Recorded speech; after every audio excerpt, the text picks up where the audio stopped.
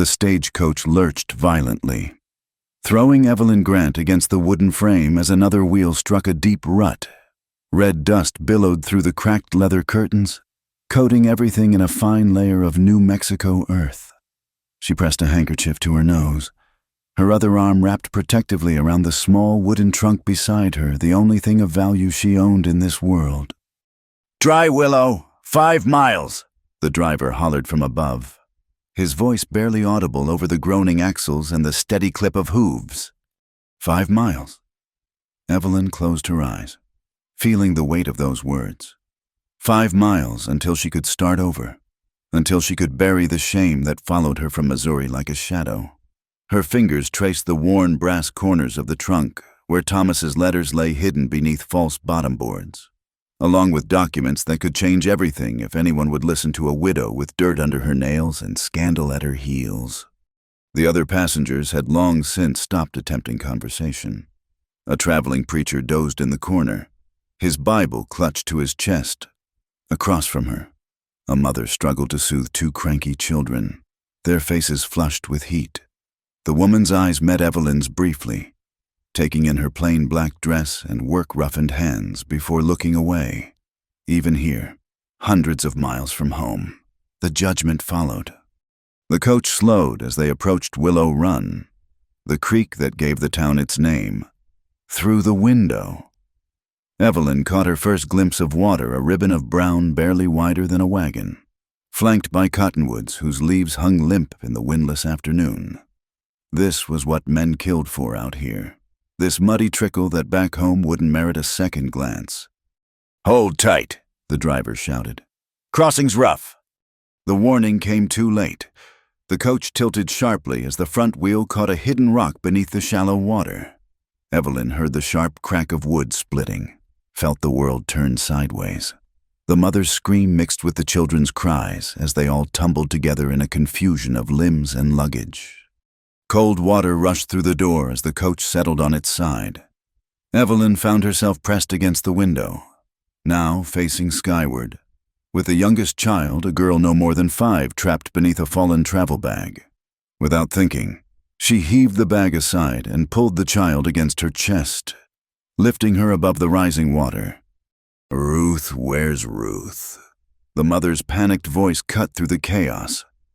"I have her," Evelyn called back, struggling to keep her footing as more water poured in. The little girl clung to her neck, sobbing but unharmed. Strong hands appeared at the sideways door above them, hauling passengers up into the blazing afternoon sun.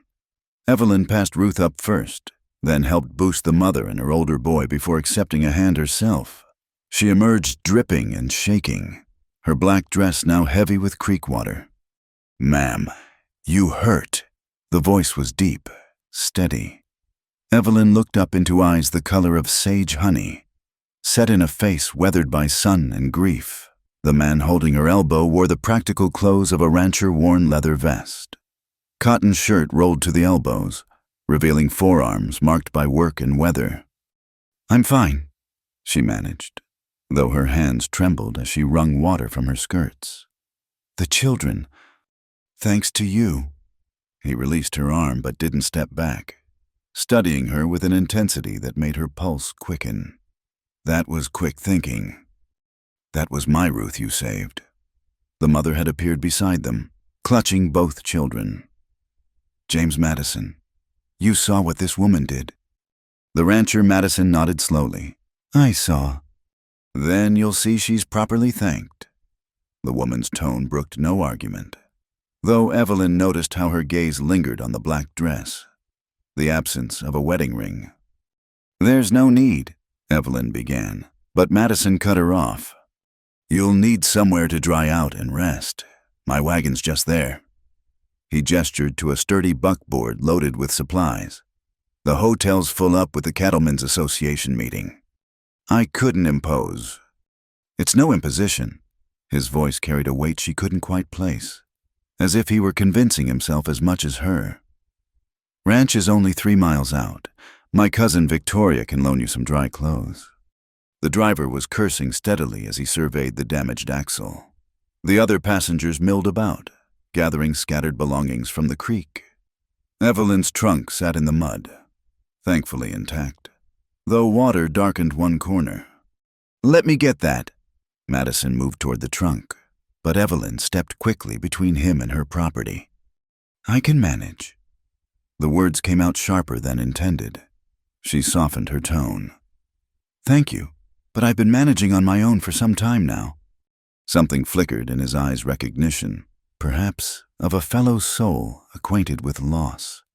He stepped back, hands raised slightly. "Of course, though nobody manages alone out here for long.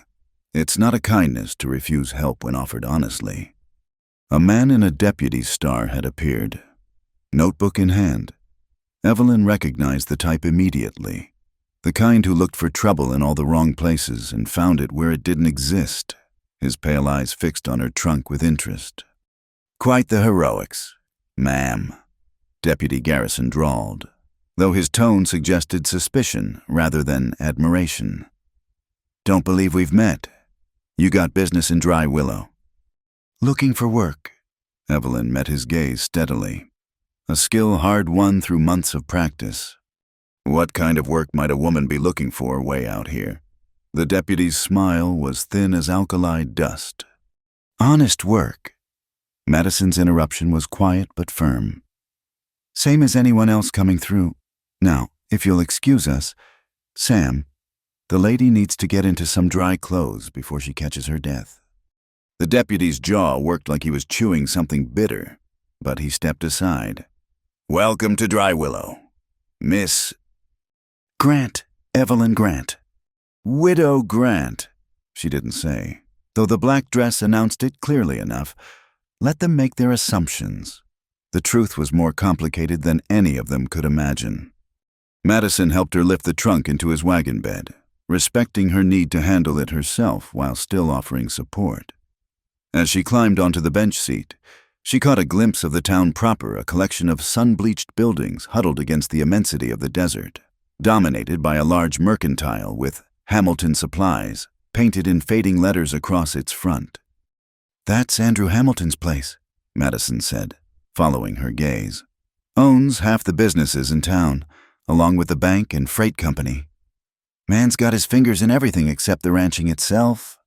There was something in his tone, not quite bitterness, but a weariness that spoke of old battles and fresh wounds. Evelyn filed the information away. In her experience, men who owned everything were rarely satisfied with what they had. The wagon rolled through the main street, drawing stares and whispers. Evelyn kept her chin up, hands folded in her lap despite the water still dripping from her sleeves. She'd learned that dignity could be armor when properly worn. "Mama, look!" Ruth's voice piped up from where her family waited by the damaged coach. "The lady who pulled me out." Madison slowed the horses. The little girl broke free from her mother and ran to the wagon, something clutched in her small fist. "For you," Ruth announced solemnly, holding up a bright blue hair ribbon, miraculously dry. "Mama says angels deserve presents." Evelyn's throat tightened. She climbed down and knelt in the dusty street, accepting the gift with gravity equal to the child's. "Thank you, Ruth. I'll treasure it." "You've got blood on your hands," the girl observed with the blunt honesty of childhood. Evelyn looked down. Sure enough, her palms showed angry scratches from grabbing the rough wood of the coach, red crescents where her fingernails had dug in while lifting the child. She hadn't even noticed. "Just scratches," she assured Ruth, though Madison had already produced a clean handkerchief. "Best wrap those," he said quietly. "Out here, even small wounds can turn bad quickly." She accepted the cloth, noting the initials embroidered in one corner, J.M.W. The fabric was fine quality, at odds with his work-worn appearance, a remnant from better days, perhaps, or a gift from someone who'd cared about such things. "We should go," Madison said after she'd climbed back onto the wagon seat. "Storm's building to the west. We'll want to reach the ranch before it hits." Evelyn glanced at the cloudless sky, confused, but as they left town behind, she saw what he meant. A brown wall of dust hung on the horizon, still miles away, but moving with purpose. Sandstorm, Madison explained. We get them regular this time of year. That one looks moderate, we'll make it if we don't dawdle. The road wound through sparse grassland, dotted with juniper and piñon. In the distance, red mesas rose like ancient fortresses against the sky. It was beautiful in its severity. This landscape that demanded respect and gave nothing freely. Your first time in the territories? Madison asked after they'd gone a mile in silence. First time this far west. Evelyn adjusted her grip on the bench as the wagon jolted over a rough patch. It's different from Missouri. Everything's different out here. He paused, including the rules about what's proper and what's necessary. You did good back there with Ruth. Quick thinking, quick acting. Those qualities matter more than... He stopped, seeming to catch himself. They matter, is all. More than what Mr.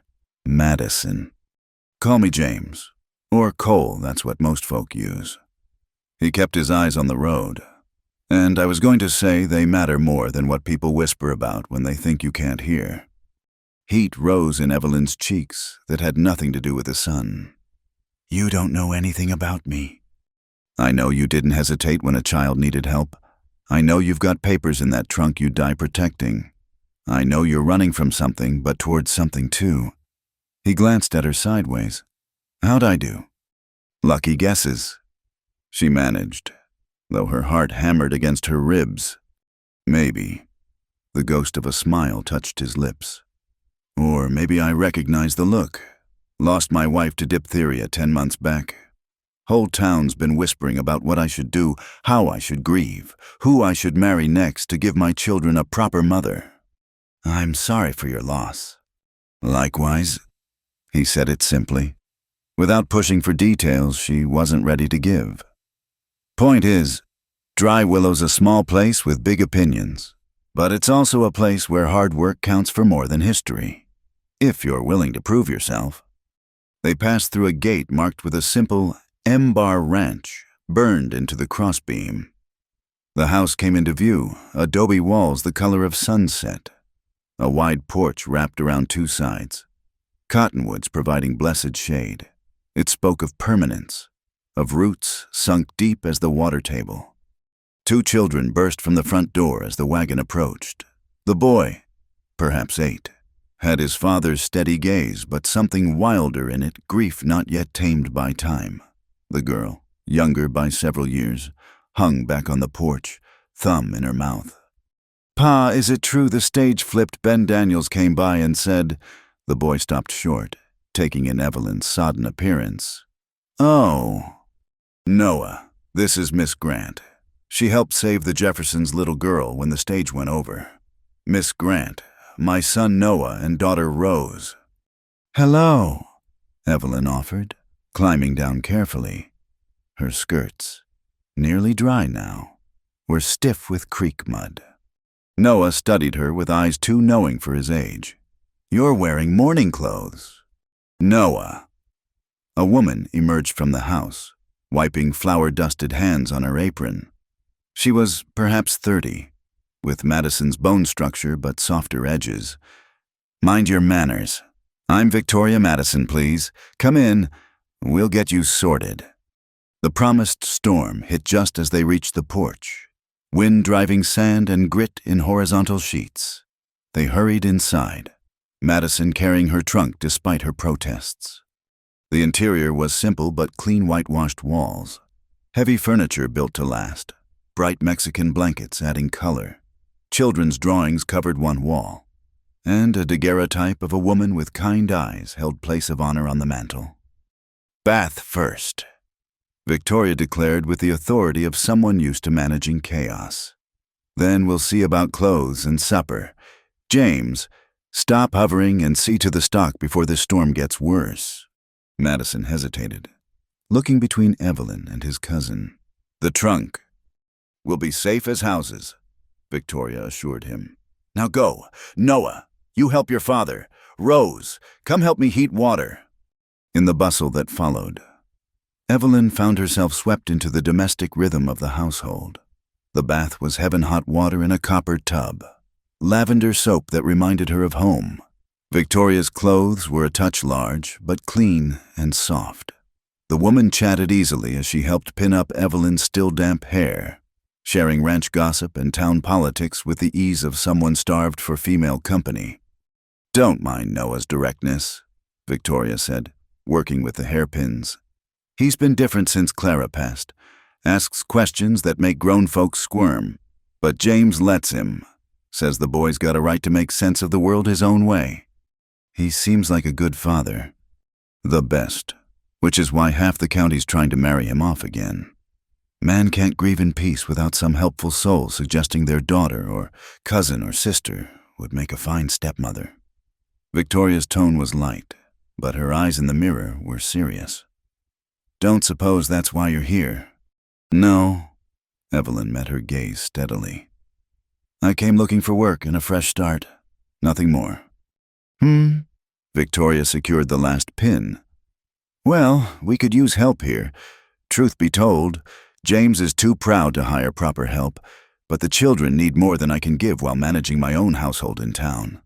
Someone who could help with letters and numbers, keep the books maybe, help with the stock when needed." "I can do all of that." The words came out too eager, too desperate. Evelyn tempered her tone. "I mean, I'm educated and I've worked with horses. I'm not afraid of hard work." "I can see that." Victoria touched the bandages on Evelyn's hands, where the cuts had been cleaned and wrapped. "Come on, then. Supper's waiting, and you can tell James yourself what you're willing to do." The storm had passed by the time they gathered around the kitchen table, leaving the air clean and sharp with the scent of wet earth. Madison Cole had changed into fresh clothes, his hair still damp from washing. The children flanked him, Rose leaning against his side while Noah sat straight as a fence post, watching Evelyn with those two old eyes.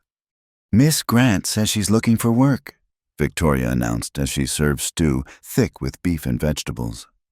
"Seems Providence might have put her in that stagecoach for a reason." Cole looked up sharply. "Victoria, don't Victoria me. James Madison, you need help. She needs work. Sometimes the simplest solution is the right one." "I couldn't ask," Evelyn began. "You're not asking, I'm offering." Victoria's smile was sly. "Assuming James stops being stubborn long enough to see sense." "What can you do?" Noah asked bluntly.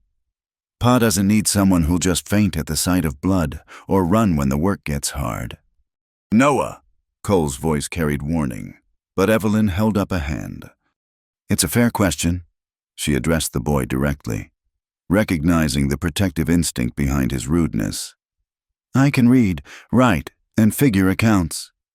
I've worked with horses since I was younger than you, breaking, training, doctoring when needed. I can shoot well enough to hunt and protect stock. I can cook, clean, mend what needs mending. I'm not afraid of blood, dirt, or long hours." "Can you ride?" Noah pressed. "Better than most." "Prove it." "Noah, enough." Cole's tone was final. "We don't test guests at our table." But Noah's challenge had sparked something in Evelyn, a need to prove herself that went deeper than mere employment.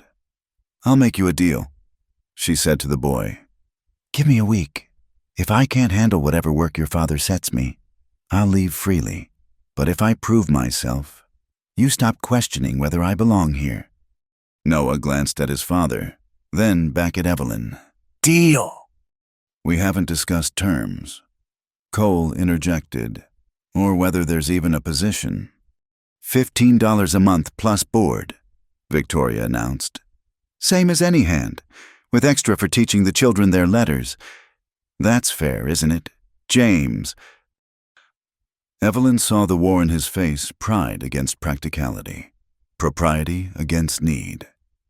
The children watched him too, and she realized this was about more than hiring help. This was about letting someone new into their carefully guarded world. "Trial basis," he said finally. "1 week, like you offered Noah. We'll see how it goes." "Thank you." Evelyn kept her voice steady.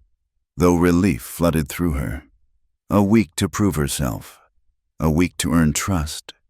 A week to decide if the documents in her trunk would ever see light, or if she'd found something here worth more than justice. Thunder rumbled in the distance, another storm building, or perhaps the echo of the one just passed. Through the window, she could see the last rays of sun painting the mesas crimson, and beyond them, the endless sky of a land that promised nothing but possibility. Rose had crept closer during the conversation, studying Evelyn with the intensity of the very young. "You saved a little girl," she whispered, "like in Pa's stories." Anyone would have done the same. Evelyn said gently, "No." Cole's voice was quiet but certain. They wouldn't have. Their eyes met across the table, and in that moment, something shifted.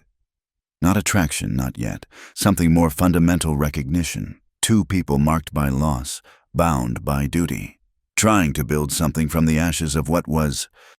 "Welcome to the M-Bar, Miss Grant," Cole said formally.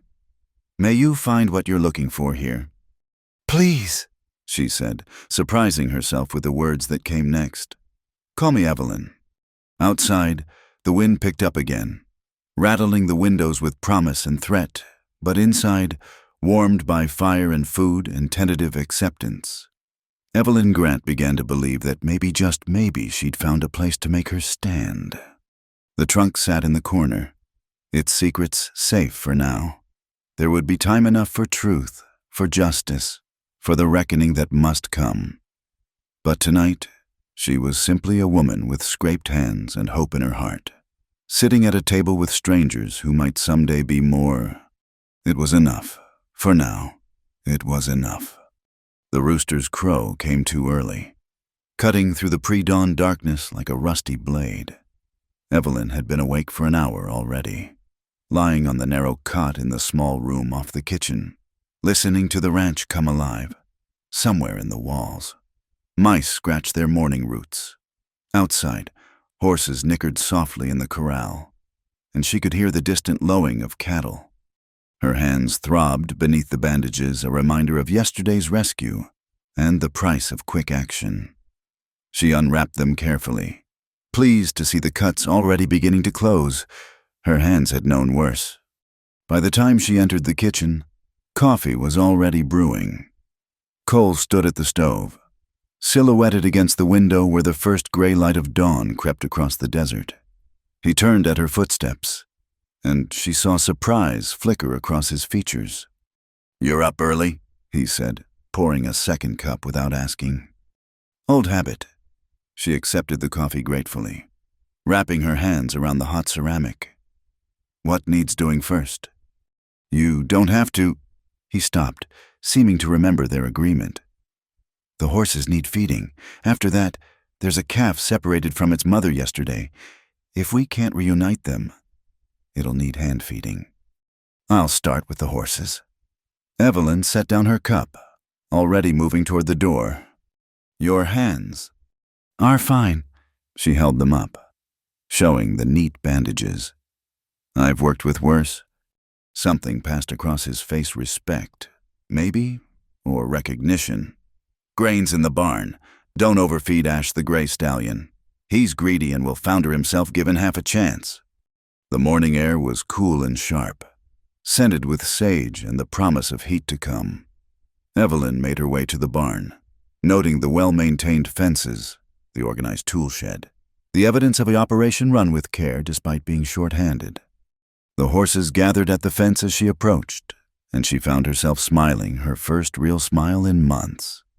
Here was something she understood, something that didn't judge or whisper or demand explanations. "Hello, beauties," she murmured, running her hand along a sorrel mare's neck. The horse lipped at her sleeve, searching for treats. Ash, the gray stallion Cole had warned about, stood apart from the others. He was magnificent, 16 hands of barely contained power, with intelligent eyes that sized her up like a card sharp evaluating a mark. "So you're the troublemaker," she said softly, not approaching yet. "Well, we'll see about that." She fed the other horses first, noting their condition, checking for obvious injuries or ailments. They were well cared for, but needed grooming, another task to add to the list. When she finally approached Dash with his measured portion, he pinned his ears and snorted. "None of that," she said firmly, standing her ground. "You'll mind your manners or get nothing." The stallion tested her, fainting with bared teeth, but she didn't flinch. After a long moment, he relaxed, accepting the grain with grudging respect. "He usually tries to bite newcomers." Noah's voice came from behind her. The boy stood in the barn doorway, dressed for the day but with sleep still creasing one cheek. Ma used to be the only one who could handle him without trouble. "He's testing boundaries," Evelyn said carefully. "Horses need to know where they stand, same as people." Noah moved closer, his wariness less pronounced than yesterday. "Pa says you're going to help with the books, too. Can you really figure numbers?" "I can. Could you?" Ma was teaching me, but..." He trailed off, kicking at a loose board. "Would you like to continue learning?" Evelyn kept her tone neutral, letting him decide. "Maybe." Noah watched as she checked the water troughs, noting which ones needed filling. "You don't act like other ladies." "What do other ladies act like?" "They wear gloves. They don't like dirt. They make faces when they're near the barn." He paused. "They look at Pa different, too." Evelyn stopped working to give him her full attention. "Different how?" "Like he's a prize at the county fair. Like they want something from him." Noah's jaws set in a way that reminded her painfully of Thomas when he'd been determined about something. "You don't look at him like that." "No," she agreed. "I don't." They worked in companionable silence after that, Noah showing her where tools were kept, which horses had which quirks. He was a font of information once he decided to trust her, and Evelyn found herself genuinely enjoying his company. The sun was fully up by the time Cole appeared, Rose clinging to his hand. The little girl had her thumb in her mouth again, eyeing Evelyn with a mixture of curiosity and caution. "Calf's in the near pasture," Cole said, but his eyes were on Noah, who was demonstrating the proper way to clean a hoof pick. "I see you found an assistant." "He's been very helpful," Evelyn said, catching the pleased flush that crept up the boy's neck. "We've fed everyone and started on the water. Ash behaved himself. Mostly." "Did he now?" Cole moved to the stallion's stall, and the horse immediately pushed against the gate, seeking attention. "You must have made an impression." "We came to an understanding." Rose tugged on her father's sleeve. "Can I pet the horses?" "After breakfast." Cole lifted her easily, settling her on his shoulders. "Victoria will have our hides if we're late to table." They made an oddly comfortable group walking back to the house, Cole with Rose riding high, Noah chattering about which horses needed new shoes, Evelyn listening with genuine interest. For a moment, she could almost forget she was a stranger here, almost believe she belonged. Breakfast was a hearty affair. Biscuits, gravy, eggs, and thick slices of bacon. Victoria presided over the table like a benevolent general, ensuring everyone ate their fill while keeping up a steady stream of conversation. "The church social is next week," she announced, fixing Cole with a meaningful look. "You'll come, of course." "We'll see." "James Madison, you haven't shown your face at a social gathering in months. People are starting to talk." "Let them talk." Victoria's expression softened. "Clara wouldn't want you to become a hermit." "Don't." The word was quiet, but final. Cole's knuckles were white around his coffee cup. "Not at breakfast. Not in front of the children." An uncomfortable silence fell. Rose's lower lip trembled, and Noah stared fixedly at his plate. Evelyn felt the weight of grief in the room, heavy as summer heat.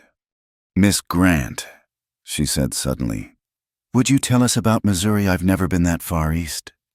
Evelyn caught Victoria's grateful look and launched into a carefully edited description of her home state, the green hills, the wide rivers, the smell of apple blossoms in spring. She painted a picture with words, drawing the children out of their sadness, even coaxing a small smile from Rose. "Were there Indians?" Noah asked eagerly. "Some. Mostly they'd been moved on by the time I was your age." She thought of the old woman who'd sold herbs at the market, teaching her which plants healed and which harmed. "But I learned a bit about plants and tracking from those who remained. Could you teach me, if your father approves?" Cole had been listening quietly, the tension gradually easing from his shoulders. "Useful skills to have out here," he allowed. "But first, that calf needs tending." The calf was a pitiful thing, knock-kneed and bawling, rejected by its mother for reasons known only to cattle. They found it pressed against a fence post, calling plaintively. "Mother's over there." Cole pointed to a cow grazing placidly 100 yards away. "Won't have anything to do with it. Happens sometimes. We'll need to bottle feed, then—" Evelyn assessed the situation with practiced eyes. "How old?" 3 days, maybe 4. Old enough to have gotten colostrum. At least, that's good." She approached the calf slowly, crooning nonsense words. "Come here, little one. We'll sort you out." They spent the next hour setting up a feeding station in the barn. Evelyn showed Noah how to prepare the milk substitute, the right temperature, the proper angle for the bottle to prevent air bubbles. Rose watched from a safe distance, gradually creeping closer as the calf began to feed eagerly. "He's hungry," she whispered. "She," Cole corrected gently. "And yes, very hungry." "What's her name?" "Doesn't have one. No point naming something that might not—" He caught himself, glancing at his children. "That is, we don't usually name the cattle." "But she's special," Rose insisted. "She doesn't have a mama." The words hung in the air, too heavy for such a small voice. Evelyn saw Cole's face close off, the now familiar shuddering that came when something cut too close. "Hope," she said quietly. "What about Hope?" Rose considered this seriously. "Hope is a good name." "Then Hope it is." Cole's voice was rough. "But you remember she's not a pet. This is a working ranch." "I know, Pa." But Rose was already stroking the calf's soft ear, whispering secrets only the two of them could share. The morning dissolved into work endless, necessary work that left no room for awkward silences or painful memories. Evelyn threw herself into it gratefully. She helped Cole repair a section of fence damaged by the wind, learning the particular way he liked the wire stretched, the pattern of his movements as they worked side by side. "You weren't exaggerating," he said as they took a water break in the shade of a juniper. "About knowing your way around a ranch. Did you think I was—" "Maybe." He removed his hat, wiping sweat from his brow. "Wouldn't be the first time someone overstated their qualifications." "And undersold their need." She kept her voice light, but he caught the edge anyway. That too. He studied her for a moment, taking in the way she stood despite obvious fatigue, the competent way she'd handled every task. "What made you leave Missouri? I mean—" "What makes anyone leave?" she countered. "Sometimes staying costs more than starting over." He nodded slowly, accepting the non-answer. "Fair enough." They were interrupted by the sound of approaching horses. 3 riders appeared on the ridge, making their way down toward the ranch. Cole tensed, his hand moving automatically toward the rifle propped against the fence post. "Trouble?" Evelyn asked quietly. "Maybe. That's Franklin Pierce from the Double Bar, and looks like some of Hamilton's men with him." He stood, settling his hat firmly. "Stay back. This likely isn't social." But Evelyn had never been good at staying back. She moved to stand beside him, noting the way the riders spread out as they approached a tactical formation that spoke of expected hostility. Pierce was a large man, soft around the middle, but with the kind of softness that disguised strength. His companions were leaner, harder, with the look of hired guns rather than cowboys. "Madison," Pierce greeted, not bothering to dismount. Heard you had some trouble at the crossing yesterday. News travels fast. It does indeed. Pierce's eyes found Evelyn, lingering in a way that made her skin crawl. And this would be the heroic widow Mrs. Grant, isn't it? Miss Grant, she corrected coolly. Of course. My mistake. His smile was oily as old leather. I'm here on behalf of Mr. Hamilton. He wanted to extend his personal thanks for your assistance to the Jefferson family. They're valuable customers at his establishment. No thanks necessary. Nevertheless, Mr. Hamilton is a generous man. He also wanted me to remind you, Madison, that his offer still stands. Cole's jaw tightened. And my answer stands too. The M-Bar isn't for sale. Now, let's not be hasty. With the dry season coming, water rights are going to be more valuable than ever. A man alone, with children to think of. Pierce let the words hang. Well, accidents happen. Stock dies. Wells run dry. Sometimes it's better to take a good offer when it's made. Is that a threat, Pierce? Friendly advice. Pierce touched his hat brim mockingly. Ma'am, give some thought to where you're placing your loyalty. Hamilton rewards his friends generously. They watched the riders leave in silence. Only when they'd crested the ridge did Cole's shoulders relax slightly. Water rights. Evelyn said it wasn't a question. Hamilton owns most of the water access in the valley. What he doesn't own, he controls through loans and leverage. Cole picked up his tools, movements sharp with suppressed anger. He's been after the M-Bar for 2 years. Clara's illness gave him an opening medical bills, funeral costs. He offered to help, generous as a rattlesnake. But you didn't take it. I've managed, sold some stock, tightened our belts, but he's not a man who accepts no easily. Evelyn thought of the papers hidden in her trunk, of another man who wouldn't accept no, who destroyed lives to get what he wanted. Men like that rarely are. They worked through the afternoon heat, speaking little but finding a rhythm that felt natural when the sun reached its zenith. Cole called a halt. Siesta time, he announced. Even the cattle have sense enough to rest in this heat. They returned to find Victoria laying out a cold lunch sliced beef, cheese, yesterday's bread, and cool water flavored with mint. The children had spent the morning on lessons, and Noah proudly showed Evelyn his copybook. Your letters are well formed, she praised, then pointed to a calculation. But check this sum again. Noah frowned, counting on his fingers. Then his face cleared. Oh, it's 15, not 12. Good. Always check your work twice. Numbers matter out here, knowing how much feed you have, how many head of cattle, how many days until water runs low. Is that why you learned? Rose asked, emerging from her usual shyness. For the ranch. Evelyn considered how to answer. I learned because knowledge is freedom, she said finally. A woman who can read and figure can't be cheated as easily, can make her own contracts, understand her own rights. Victoria made an approving sound. Amen to that. Too many women out here dependent on menfolk for every little thing. Including you, Cole asked dryly. I'm depending on you to fix my henhouse roof when you get time. Victoria shot back. That's different than depending on you to tell me what my egg money's worth. The familiar banter eased them through the meal. Afterward, while the heat pressed down like a flat iron, they retreated to various corners for rest. Evelyn found herself in the barn, checking on Hope, who was sleeping contentedly in a pile of straw. She pulled out her small journal, one of the few personal items she'd brought, and began to write.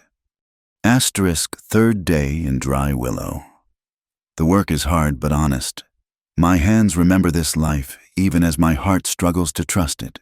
The Madison family carries grief like a shared load, each supporting the other's burden. I see myself in their careful distances, their measured kindnesses. Asterisk.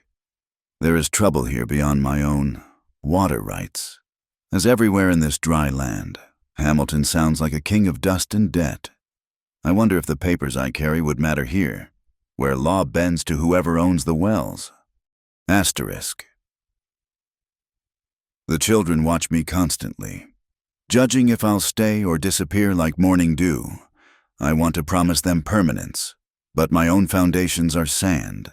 Still, for today, I am here, I am working, I am earning my place one blister at a time. Writing home. She looked up to find Cole in the doorway, holding what looked like ledgers. Just keeping notes, she said, closing the journal. Helps me think. These might help you think too. He set the ledgers on a hay bale. Ranch accounts for the past year. If you're serious about helping with the books, you should know where we stand. She opened the top ledger, recognizing a feminine hand in the early entries that gave way to Cole's blockier script. The transition was marked by a week of blank pages, the time when illness became death, she supposed. Clara kept good records, she observed. She was the educated one, taught school before we married. He sat across from her, maintaining careful distance. I do my best, but figures weren't ever my strong suit. Evelyn ran her finger down the columns, her mind automatically tallying. What she saw made her stomach tighten. The ranch was surviving, but barely. One bad season, one loss of stock, and they'd be forced to take Hamilton's offer. It's not as bad as it looks, Cole said, reading her expression. We've got an army contract for beef delivery in the fall. That'll see us through winter if the prices hold. And if they don't, then we deal with what comes. He stood abruptly. I should check the water levels in the far pasture. I'll come with you. At his look, she added. I need to know the whole operation if I'm to be useful, and hope we'll need another feeding soon anyway. He nodded, accepting the logic. They saddled 2 horses. Evelyn pleased when Ash accepted her with only minor protest. The afternoon stretched before them, full of work and careful conversation. As they rode out, Evelyn caught sight of Rose and Noah on the porch, Victoria braiding the girl's hair while the boy read aloud. It was a scene of domestic peace that made her chest ache with longing and loss. They're good children, she said. They are. Cole's voice was soft. They deserve better than a father who can't. He stopped, jaw working. Who can't what? Let go, he finished quietly. Clara's been gone 10 months, and I still reach for her in the morning, still hear her voice in the wind. The children need me to move forward, but I'm stuck like a wagon in mud. Evelyn thought of Thomas, of the weight of his absence that she carried like stones in her pockets. Grief isn't something you get over, she said carefully. It's something you grow around, like a tree around a fence post. The metal becomes part of the wood, but the tree keeps growing. He was quiet for a long moment. That why you came west, to grow around something? Partly. She hesitated, then offered a piece of truth. My husband died believing he'd done the right thing. Others disagreed, violently. Staying would have meant accepting their version of truth. And you couldn't, you? No. The word came out harder than intended. I couldn't. They reached the far pasture to find the water tank dangerously low. The spring that fed it reduced to a trickle. Damn, Cole muttered. Pardon my language. This spring's never run dry before. Could it be diverted upstream? He gave her a sharp look. You're thinking like someone who's dealt with water troubles before. Water's been a weapon everywhere I've lived. She dismounted, walking to where the spring emerged from a cluster of rocks. Look here, fresh tool marks. Someone's been working on these rocks recently. Cole knelt beside her, running his fingers over the scratches. His face darkened. Hamilton's land borders this section. If he's diverted the spring? Can you prove it? Proving and doing something about it are 2 different things out here. He stood, dusting his hands. But this explains why he's so eager to buy, control the water, control the valley. They worked together to deepen the catch basin, trying to preserve what little flow remained. As the sun slanted toward evening, Evelyn became aware of how close they were working. how their movements had synchronized without conscious thought. "Thank you," Cole said suddenly. "For today. For all of it. I'm earning my keep. Nothing more." "No." He caught her hand as she reached for another rock, his touch gentle over the bandages. "It's more. The children, they laughed today. Really laughed. I'd forgotten what that sounded like." The moment stretched between them, charged with possibility and impossibility in equal measure. Then a coyote called in the distance, breaking the spell, and they returned to their work. By the time they made it back to the ranch, sunset was painting the sky in shades of rose and gold. Noah ran to meet them, eager to share his successful recapture of an escaped chicken. Rose had named all the chickens, he reported with disgust, and now Victoria wouldn't let them eat any of them.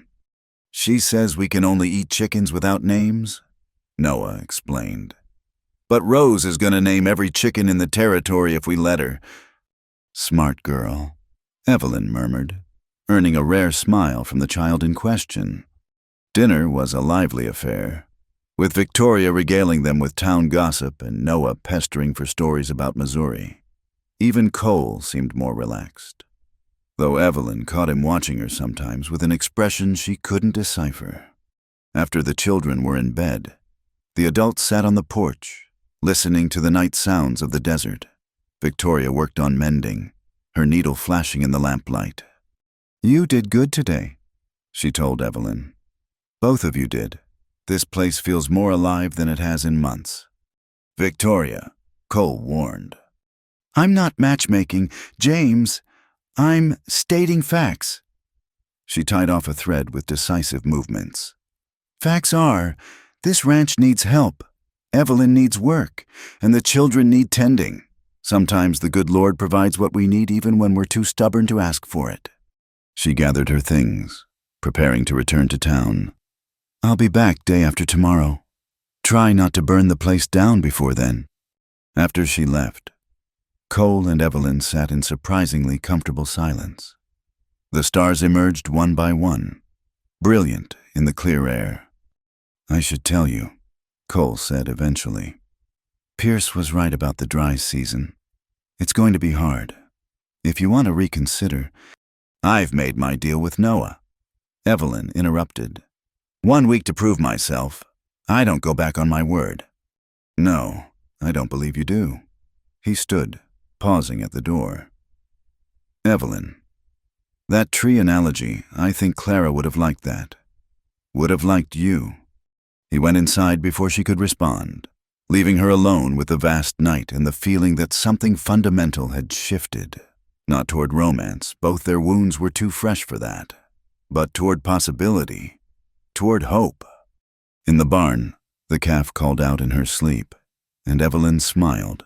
Tomorrow there would be more work, more challenges, more careful navigation of growing trust. But tonight, she had a place to lay her head, honest work for her hands, and people who might someday feel like home. It was enough, more than enough. She pulled out her journal one more time, adding by lamplight, *. The tree grows around the fence post. Life persists despite the metal at its heart. Perhaps that's all any of us can do, keep growing, keep reaching for sun, even when scarred by what we cannot remove. * Tomorrow I'll teach Noah to track rabbits. Rose wants to learn letters. Cole needs those ledgers balanced. Simple things, but in them, the shape of a life. * I came here running from ghosts. Maybe I'll find they have less power in a land that demands the living focus on living. With that thought, she closed the journal and headed inside, ready to face whatever tomorrow would bring. The smell hit them first, acrid smoke carried on the evening wind, sharp enough to make the horses dance nervously. Evelyn had been showing Noah how to read sign in the dirt, tracking a jackrabbit's path through the sagebrush, when Ash suddenly threw his head up, nostrils flared. "Fire!" Noah breathed, and then louder, "Pa, fire!" Cole burst from the barn where he'd been mending harnesses, took one look at the brown-black smoke rising from the west, and started barking orders. "Noah, get the shovels and wet burlap from the barn. Evelyn, help me get the horses into the far corral if this spreads. We need them away from the buildings. The smoke column was growing, spreading across the horizon like spilled ink. In this dry country, fire was death. It could consume miles of rangeland in hours, leaving nothing but black earth and ruined dreams. How far? Evelyn asked as they worked to move the increasingly agitated horses. 3 miles, maybe 4. Winds pushing it northeast. Cole's face was grim. That's the Johnsons' land, and past that. The church, Noah finished, and the school. Victoria appeared in the yard. Having seen the smoke from town, her usual composure cracked at the edges. Half the town's heading out to fight it. Pastor Roosevelt's organizing bucket brigades. But in this drought, she didn't need to finish. Without rain, without enough water. They'd be fighting with dirt and prayers. Take the children to town, Cole ordered, already loading tools into the wagon. If this turns, we're not leaving. Noah's chin jutted stubbornly. Ma wouldn't have left. Noah. I can haul water. I can dig fire breaks. I'm not a baby. Rose had emerged from the house, clutching her favorite rag doll. Her eyes were wide, but she moved to stand beside her brother. I can help too. I can carry the small buckets. Cole looked ready to argue, but Evelyn touched his arm lightly. They're right. Every hand counts in a fire. We keep them at the edges, hauling water and supplies. First sign of danger, Victoria takes them to town. He struggled visibly, torn between protecting his children and knowing she spoke truth.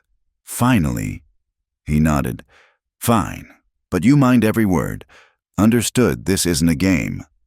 They loaded into 2 wagons, Cole and Evelyn in one with tools and barrels. Victoria and the children following with what water they could carry. As they drew closer, the scale of the disaster became clear. The fire had started near Johnson Creek, where the grass grew tall despite the drought, and was racing through the valley with terrifying hunger. Sweet Mary, Victoria whispered.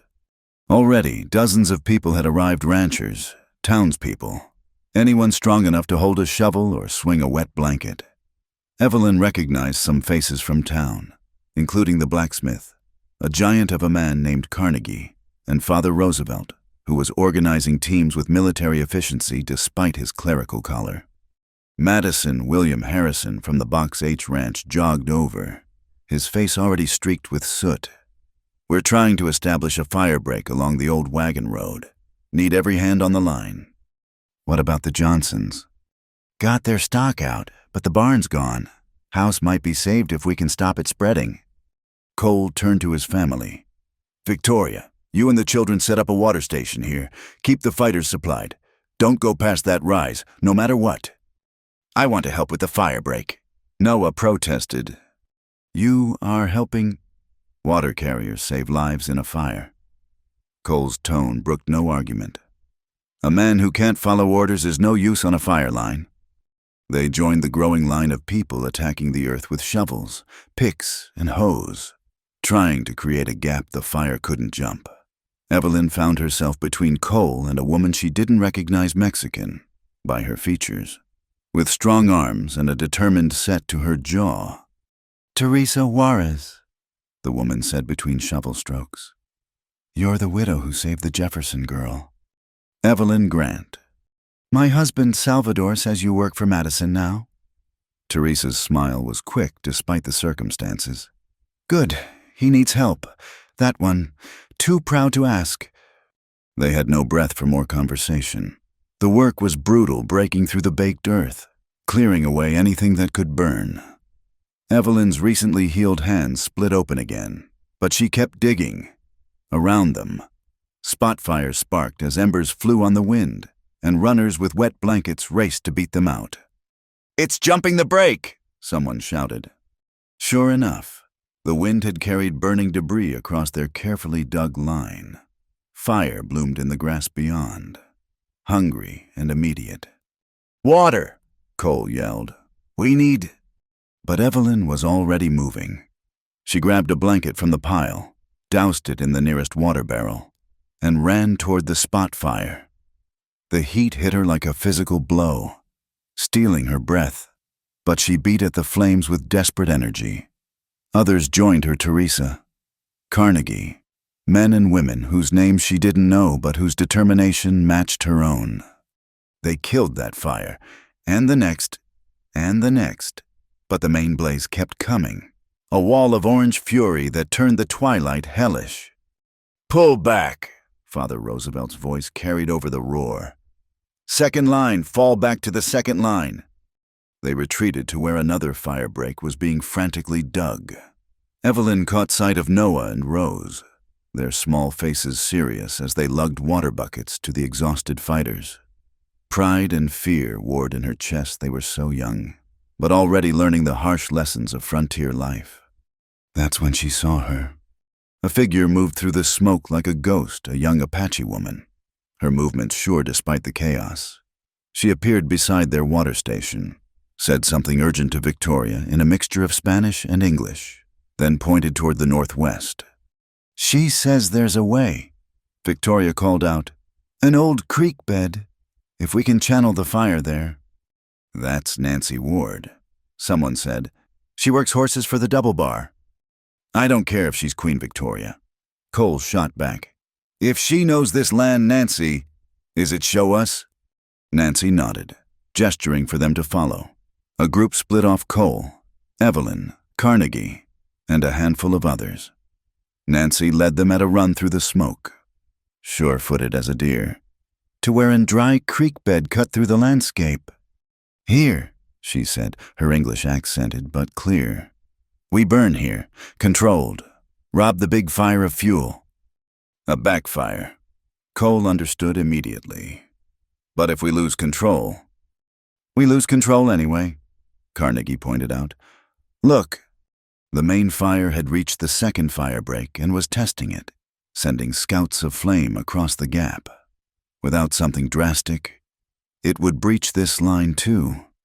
"Do it," Cole decided. "Evelyn, take half the group upwind. Be ready with water and blankets if this gets away from us. Carnegie, we'll start the burn from this end." They worked with desperate efficiency, setting a controlled fire along the creek bed and carefully herding it toward the main blaze. It was dangerous work, playing with the very force that threatened to destroy them, but Nancy knew her business, directing them with hand signals and sharp commands, reading the wind and land like scripture. Evelyn found herself fighting alongside the Apache woman, both of them beating back wayward flames that tried to escape their designated path. At one point, a gust of wind sent embers swirling around them, and Nancy pushed Evelyn aside just as a burning branch crashed where she'd been standing. "Thank you," Evelyn gasped. Nancy's smile was quick and fierce. "We stand together or burn alone." The backfire met the main blaze with a sound like thunder. For a heart-stopping moment, the combined inferno reached skyward, a pillar of flame that turned night into hellish day. Then, robbed of fuel, it began to falter. The fire turned on itself, consuming what was left until only smoke and ember remained. A ragged cheer went up from the firefighters. They'd held the line. The church, the school, most of the ranches saved. "Johnson's barn is gone," someone reported. "But that's all. Could have been so much worse."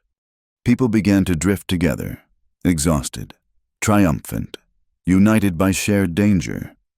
Evelyn saw barriers that normally divided the community. Temporarily forgotten Mexican landowners embraced Anglo ranchers. The Apache woman was clapped on the back by men who wouldn't normally acknowledge her existence. That's when they found the evidence. Carnegie had been checking for lingering hotspots when he called out, "Got something here?"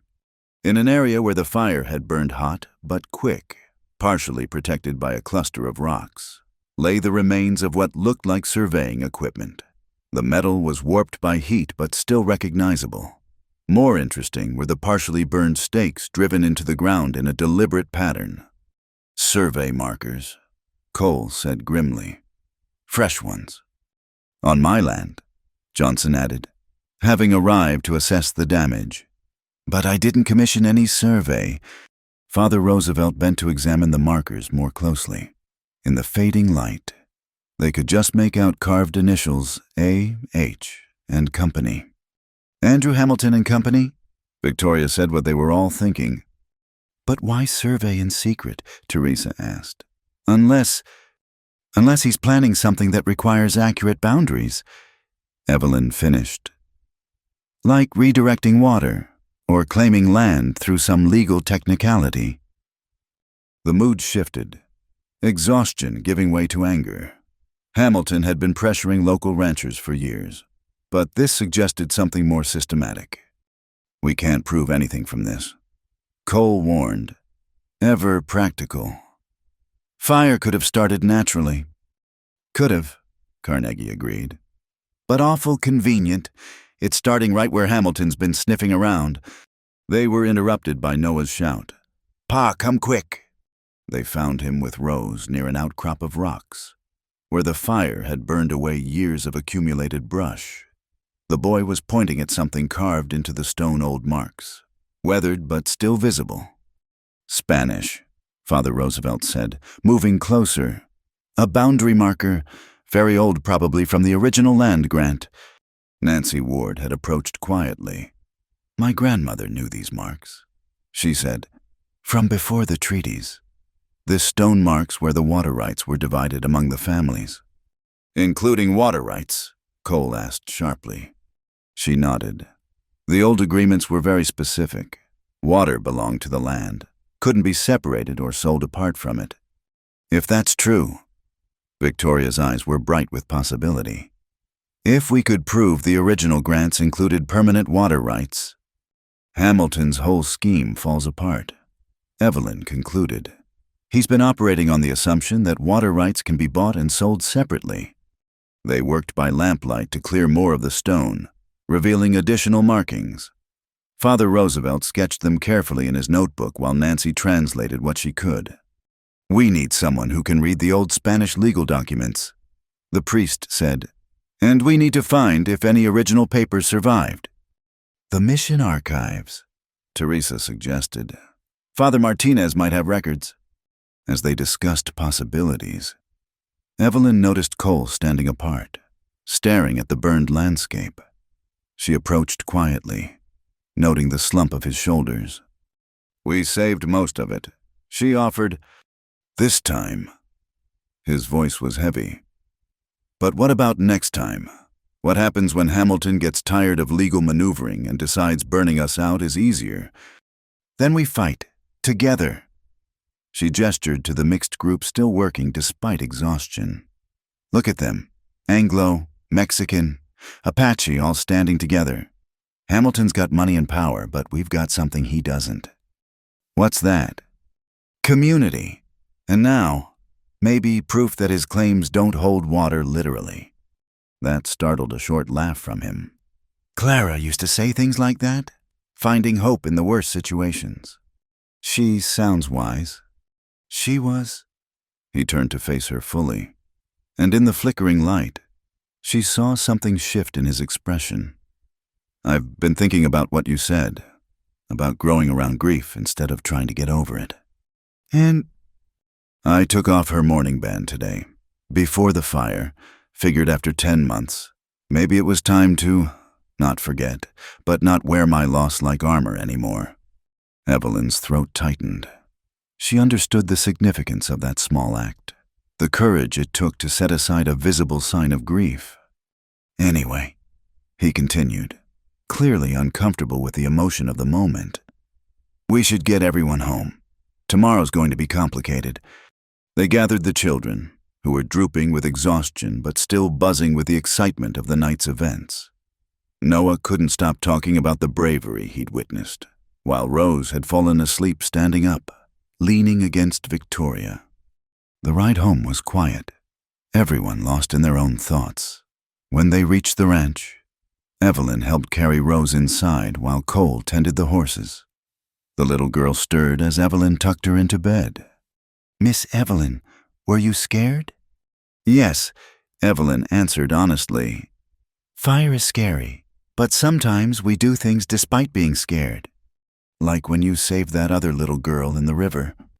Just like that, Rose's small hand found hers.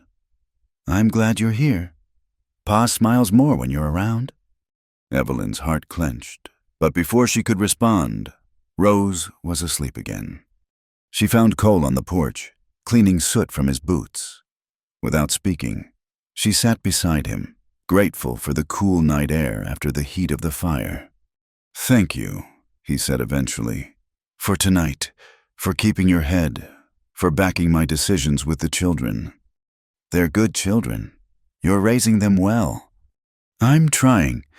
He set aside the boots, leaning back against the porch rail. "Some days I feel like I'm failing them. Tonight felt like maybe I'm doing something right." "You are." The words came out more vehement than intended. "They're learning to be brave, to help others, to stand up for what's right. What more could you teach them?" He was quiet for a long moment. Then, so soft she almost missed it, "I'll work till my hands bleed." Evelyn's breath caught. "What?" "That's what you said in your sleep last night. When I was checking the house before dawn, I heard you, 'I'll work till my hands bleed.' You were crying."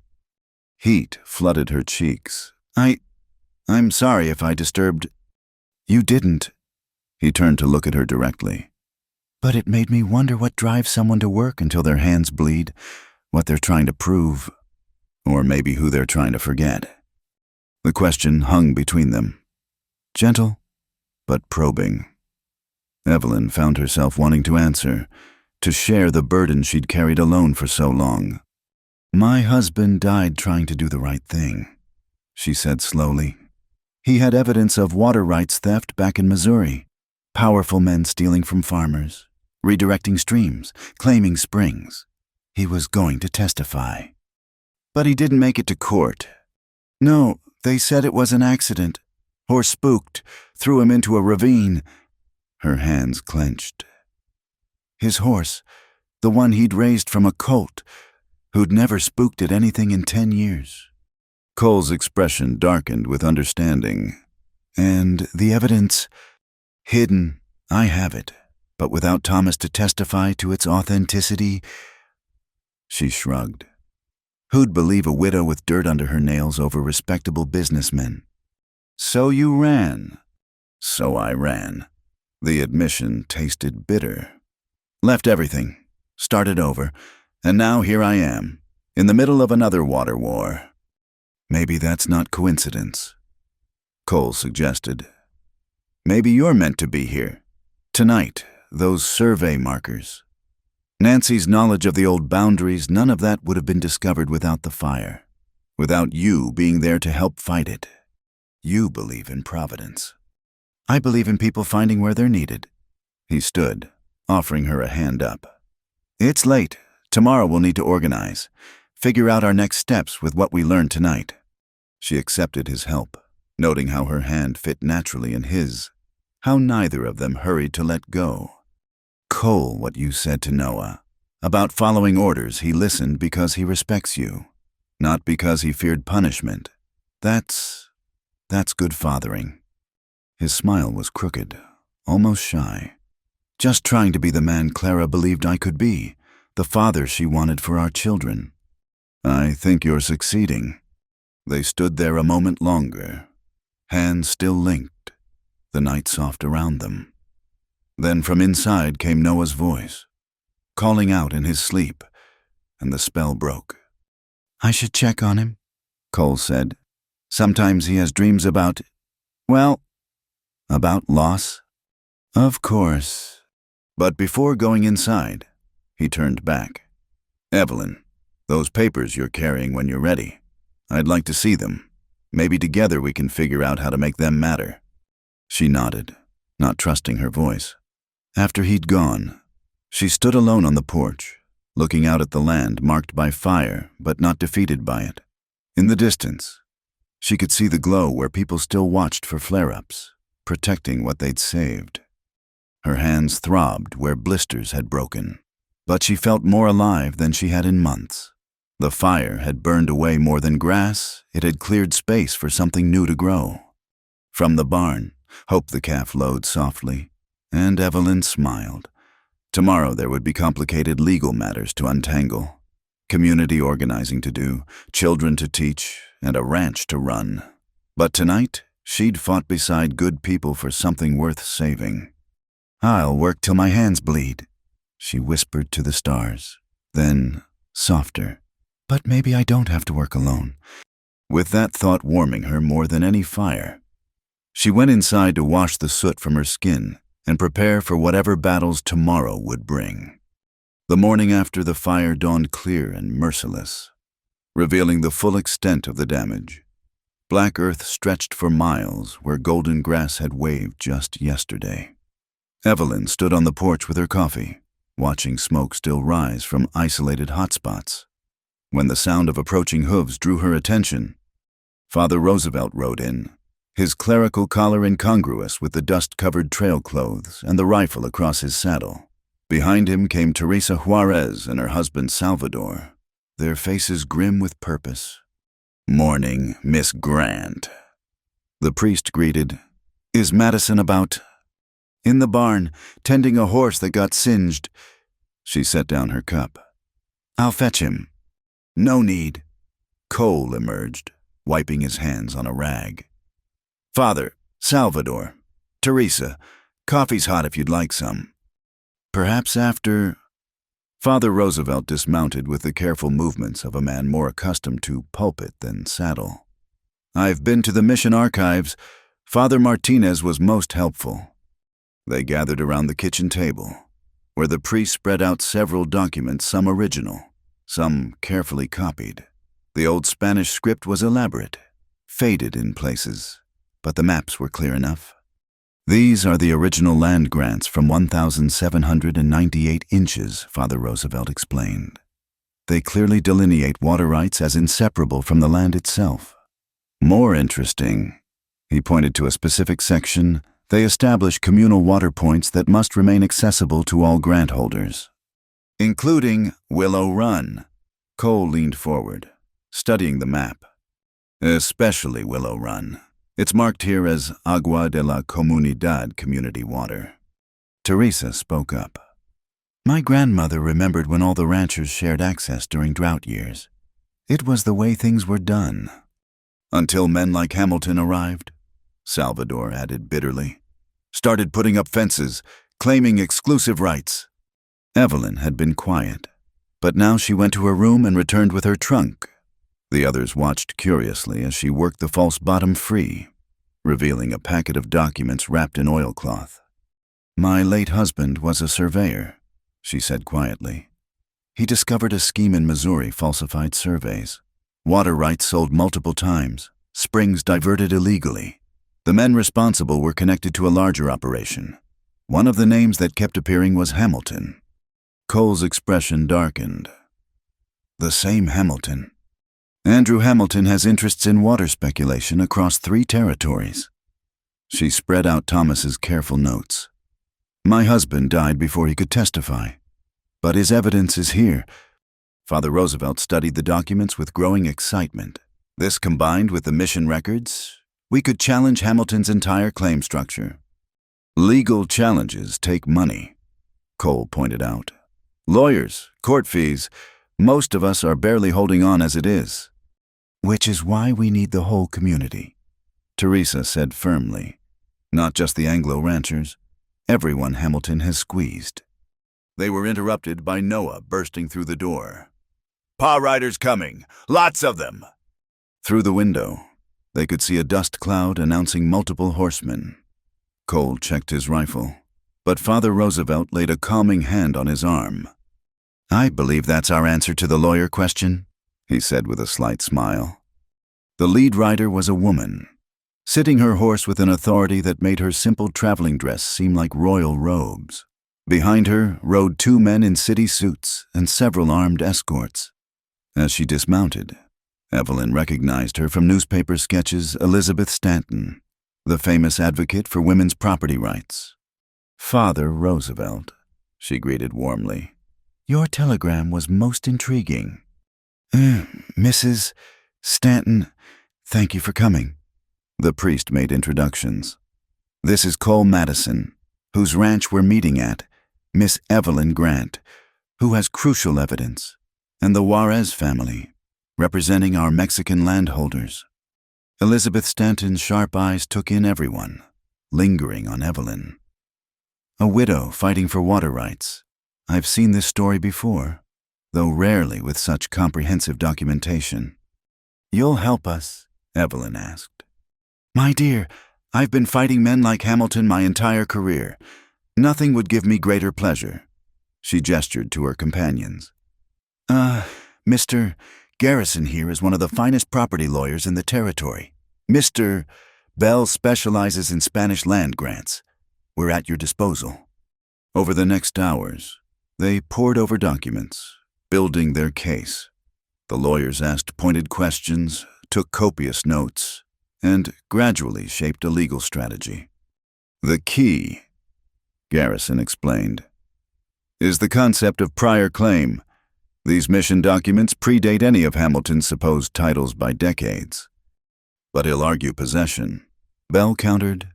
"He's been controlling access for years now." "Which is where Miss Grant's evidence becomes crucial," Elizabeth said. "If we can show a pattern of fraud across territories, it undermines his entire position." As they worked, more people arrived. The Johnson family, still soot-stained from defending their property. Nancy Ward, bringing her grandmother's oral histories written down for the first time. Carnegie, the blacksmith, who'd kept records of every farmer forced to sell after their water disappeared. By noon, the kitchen had become a war room. Maps covered every surface. Noah and Rose helped serve coffee and sandwiches, wide-eyed at the gathering of determined adults. Hamilton won't take this quietly. Cole warned during a break. "He's got men who'll do more than threaten." "Which is why we file simultaneously in 3 jurisdictions," Elizabeth replied. "Federal court for the interstate fraud, territorial court for the water rights, and church court for violation of the mission grants." "Church court?" Evelyn was surprised. Father Roosevelt smiled. "The mission grants were ecclesiastical documents. The Catholic Church maintains certain legal authorities here that predate American rule. It's rarely invoked, but it's another avenue of pressure," Elizabeth finished. "Hamilton can't buy off everyone." As afternoon wore on, Victoria arrived with more supplies and news from town. "Hamilton's called a meeting at the Cattlemen's Association. Word is he's planning something big." "Then we'd better be ready," Cole said grimly. They worked until sunset, when Elizabeth declared they had enough for initial filings. As the lawyers prepared to leave for town, she drew Evelyn aside. "That evidence your husband gathered, it took tremendous courage to preserve it, and even more to bring it forward now." "He died for it," Evelyn said simply. "I couldn't let that be for nothing." "It won't be." Elizabeth's smile was sharp as a blade. "I promise you that." After the others left, the ranch felt strangely empty. Cole found Evelyn on the porch, watching the last light fade from the scarred landscape. "You took a big risk today," he said, settling beside her. "Showing those documents, trusting strangers. Sometimes you have to take risks." She paused. "Besides, they weren't all strangers. Father Roosevelt vouched for them. And I trust you." The admission hung between them, weightier than intended. Cole cleared his throat. The children were impressed. Noah asked if Mrs. Stanton was famous. I told him she was infamous. Which is better? That drew a small laugh. "She's certainly formidable. I've never seen lawyers actually excited about Spanish land grants before." "First time for everything." He grew serious. "Evelyn, if this goes bad, Hamilton's not above using violence. You could still—" "Leave." She turned to face him fully. "Is that what you want?" "No." The word came quick and firm. "But I need you to understand the danger. My family. We're already targets. But you could walk away, start fresh somewhere else." "I've been walking away for months," she said quietly. Running from what happened to Thomas, from the men who killed him. I'm tired of running. Even if staying means fighting a war that isn't yours. Who says it isn't mine?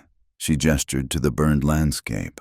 I was there last night, fighting alongside everyone else. Rose told me I belong here. Maybe she's right. Cole was quiet for a long moment.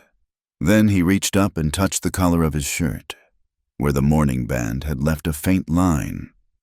Clara used to say home wasn't a place but a choice. You choose to stand somewhere, to defend something, and that makes it yours. She sounds like she was a wise woman. She was... I think she would have liked you. Would have admired what you did today. From inside came the sound of Noah reading aloud to Rose, his voice careful over the difficult words. Normal life continuing despite the gathering storm. I should check on Hope, Evelyn said, standing. She gets fretful at night. I'll come with you, at her raised eyebrow. He added, Need to check the horses anyway. That singed mare needs her dressing changed. They walked to the barn in comfortable silence. The routine of evening chores soothing after the intensity of the day. Hope was indeed fretful, wanting her bottle despite having been fed an hour ago. She's growing fast, Cole observed as Evelyn soothed the calf. Another month and she'll be pestering the other cattle. Assuming we're all still here in a month. We will be. His certainty was reassuring. Hamilton's not the first rich man to try to break the small ranchers. We're still here. We'll outlast him too. As they worked Evelyn with Hope, Cole tending the injured mare, a ease settled between them. The barn felt safe, removed from the larger conflicts waiting outside. Can I ask you something? Cole said eventually. That phrase, I'll work till my hands bleed. Where does it come from? Evelyn's hand stilled on Hope's soft hide. Something I told Thomas once, when we were first married, struggling to make the farm work. He wanted to give up, go back east. I told him I'd work until my hands bled before I'd quit. She gave a bitter laugh. Turned out I was the one who ran in the end. No. Cole's voice was firm. You made a strategic retreat.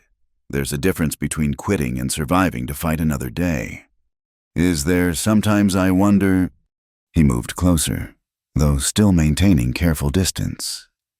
The woman who pulled Ruth from that stage wreck, who fought the fire last night, who faced down lawyers and showed evidence that could make her a target, that's not someone who quits.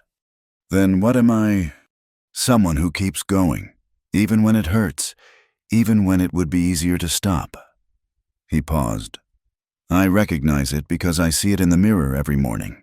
The determination to continue when everything in you wants to give up. Their eyes met across the dim barn, and Evelyn felt something shift a recognition deeper than attraction, though that was there too. Two people who understood loss, who chose to keep building despite the ruins.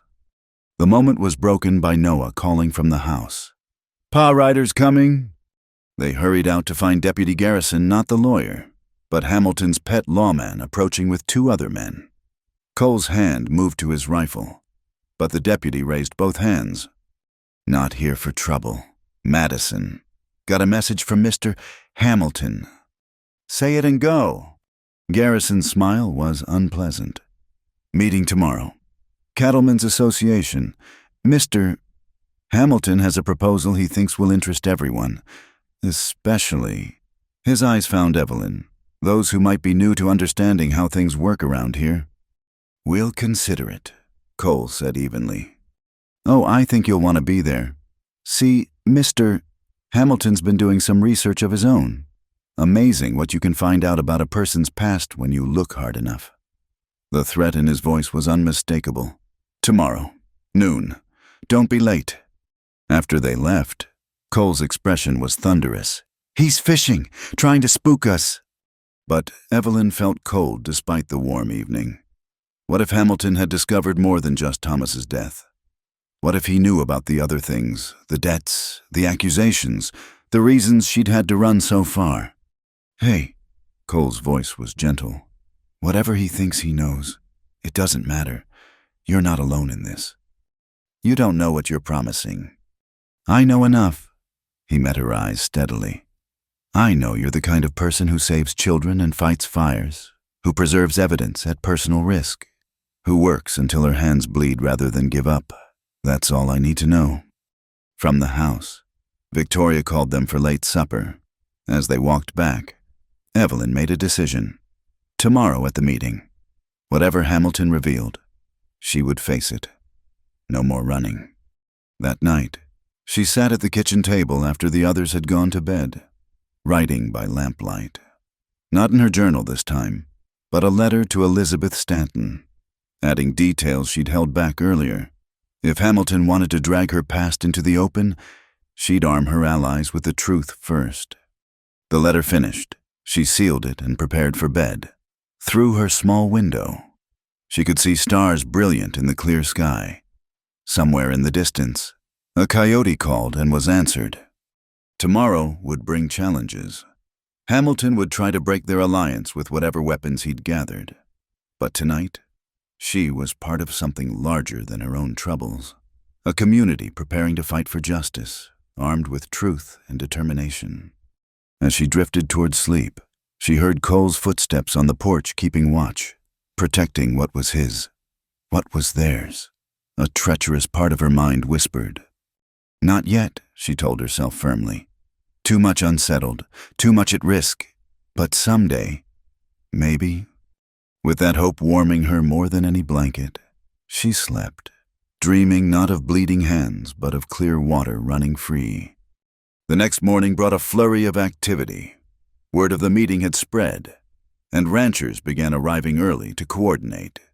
The women gathered in Victoria's kitchen while the men clustered in the yard, everyone preparing for whatever Hamilton planned.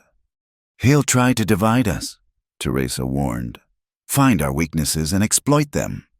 Then we stay united, Victoria replied firmly. Whatever he throws at us? Nancy Ward arrived with disturbing news. Hamilton's brought in extra men, hired guns from Fort Worth. They're not bothering to hide it. Intimidation, Elizabeth Stanton said. She'd returned early with the lawyers, papers filed and copies secured. He's worried. Good. As noon approached, they formed a convoy heading to town. Cole insisted Evelyn ride in the wagon with Victoria and the children rather than horseback. If there's trouble, I want you able to get them out fast, he explained. But she caught the deeper concern in his eyes. The Cattlemen's Association building was packed. Hamilton had taken the prime position at the front, flanked by his men. He was younger than Evelyn had expected, perhaps 40, with the kind of aggressive handsomeness that spoke of appetite rather than character. Ladies and gentlemen, he began without preamble. I have called this meeting to make a generous offer. One last chance for peace and prosperity for all. Whose prosperity? Someone called out. Hamilton's smile was cold. Why, everyone's. I'm prepared to offer fair market value for any water rights. Cash money. Enough to start over anywhere you'd like. Our water's not for sale, Cole stated flatly. Everything's for sale. Madison, it's just a matter of price. Hamilton's eyes found Evelyn. Some people understand that better than others. Don't they, Mrs. Grant? The use of Mrs. was deliberate. Evelyn kept her face neutral, but her heart raced. Oh, did you think we wouldn't check? Hamilton continued. Evelyn Grant of Missouri, widow of Thomas Grant, who died under interesting circumstances, substantial debts left behind, some question about missing survey equipment from his employer, and didn't you leave town rather suddenly after his death? The room buzzed with whispers. Evelyn stood, forcing her voice steady. My husband was murdered for trying to expose criminals like you. Yes, I left because staying meant joining him in the grave. Murdered. The Missouri authorities called it an accident. The Missouri authorities were paid by the same men who killed him. She pulled out Thomas's journal, holding it high. His own words, documenting bribes, threats, falsified documents, the kind of thing you'd know all about. Mr. Hamilton. Slander. Hamilton's composure cracked slightly. You can't prove... Actually, she can. Elizabeth Stanton rose. Every inch the legendary lawyer. We've been in telegraph contact with Missouri all morning. Interesting developments there. Seems someone named Hamilton has been asking questions about Mrs. Grant. Same someone who's under investigation for water rights fraud in 3 counties. The room erupted. Hamilton's men moved closer, hands near weapons, but Carnegie and other townsmen stood as well, creating a wall of bodies. Father Roosevelt's voice cut through the chaos. Perhaps we should discuss your offer more specifically. Mr. Hamilton, what exactly are you proposing? Hamilton struggled to regain control. Simple. Those who sell get full price and safe passage. Those who don't, he shrugged. Dry seasons are dangerous. Fires start, wells fail, accidents happen. Is that a threat? Cole's voice was dangerously quiet. It's reality. Hamilton spread his hands. I'm offering a civilized solution. Take it, and everyone prospers.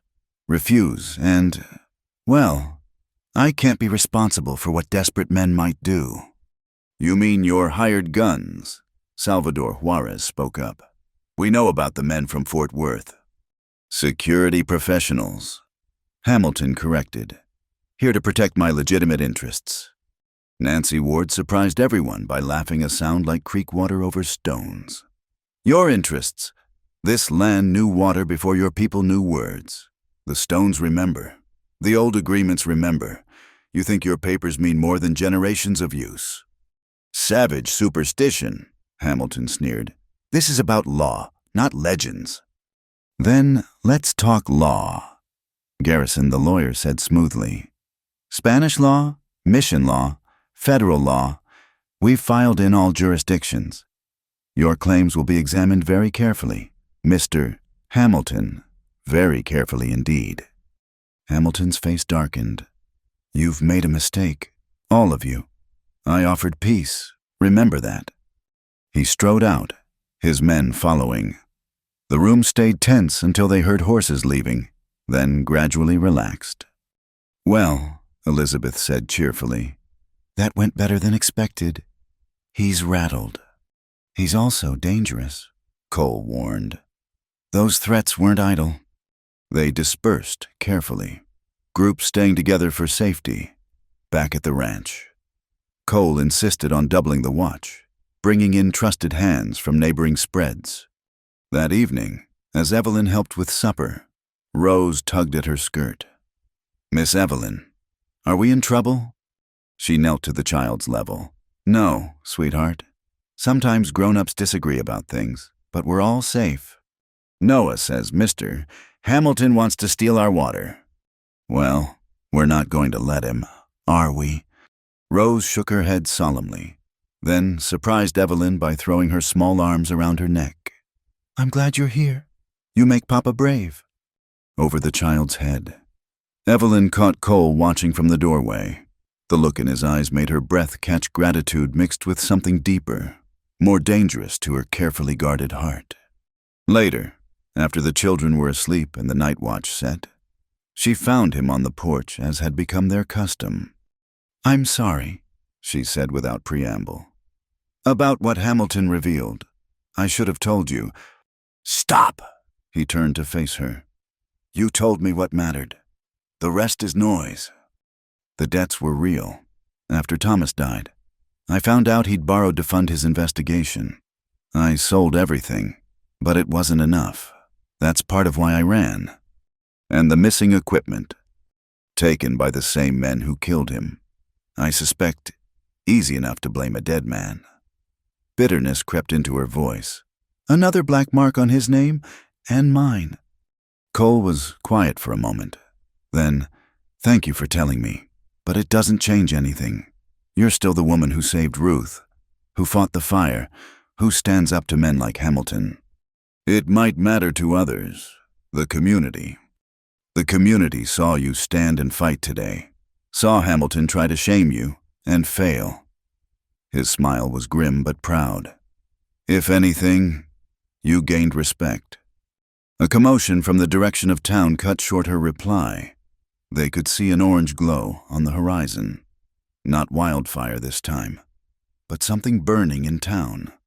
Noah burst onto the porch. "Fire bells ringing!" They raced to town to find the church ablaze.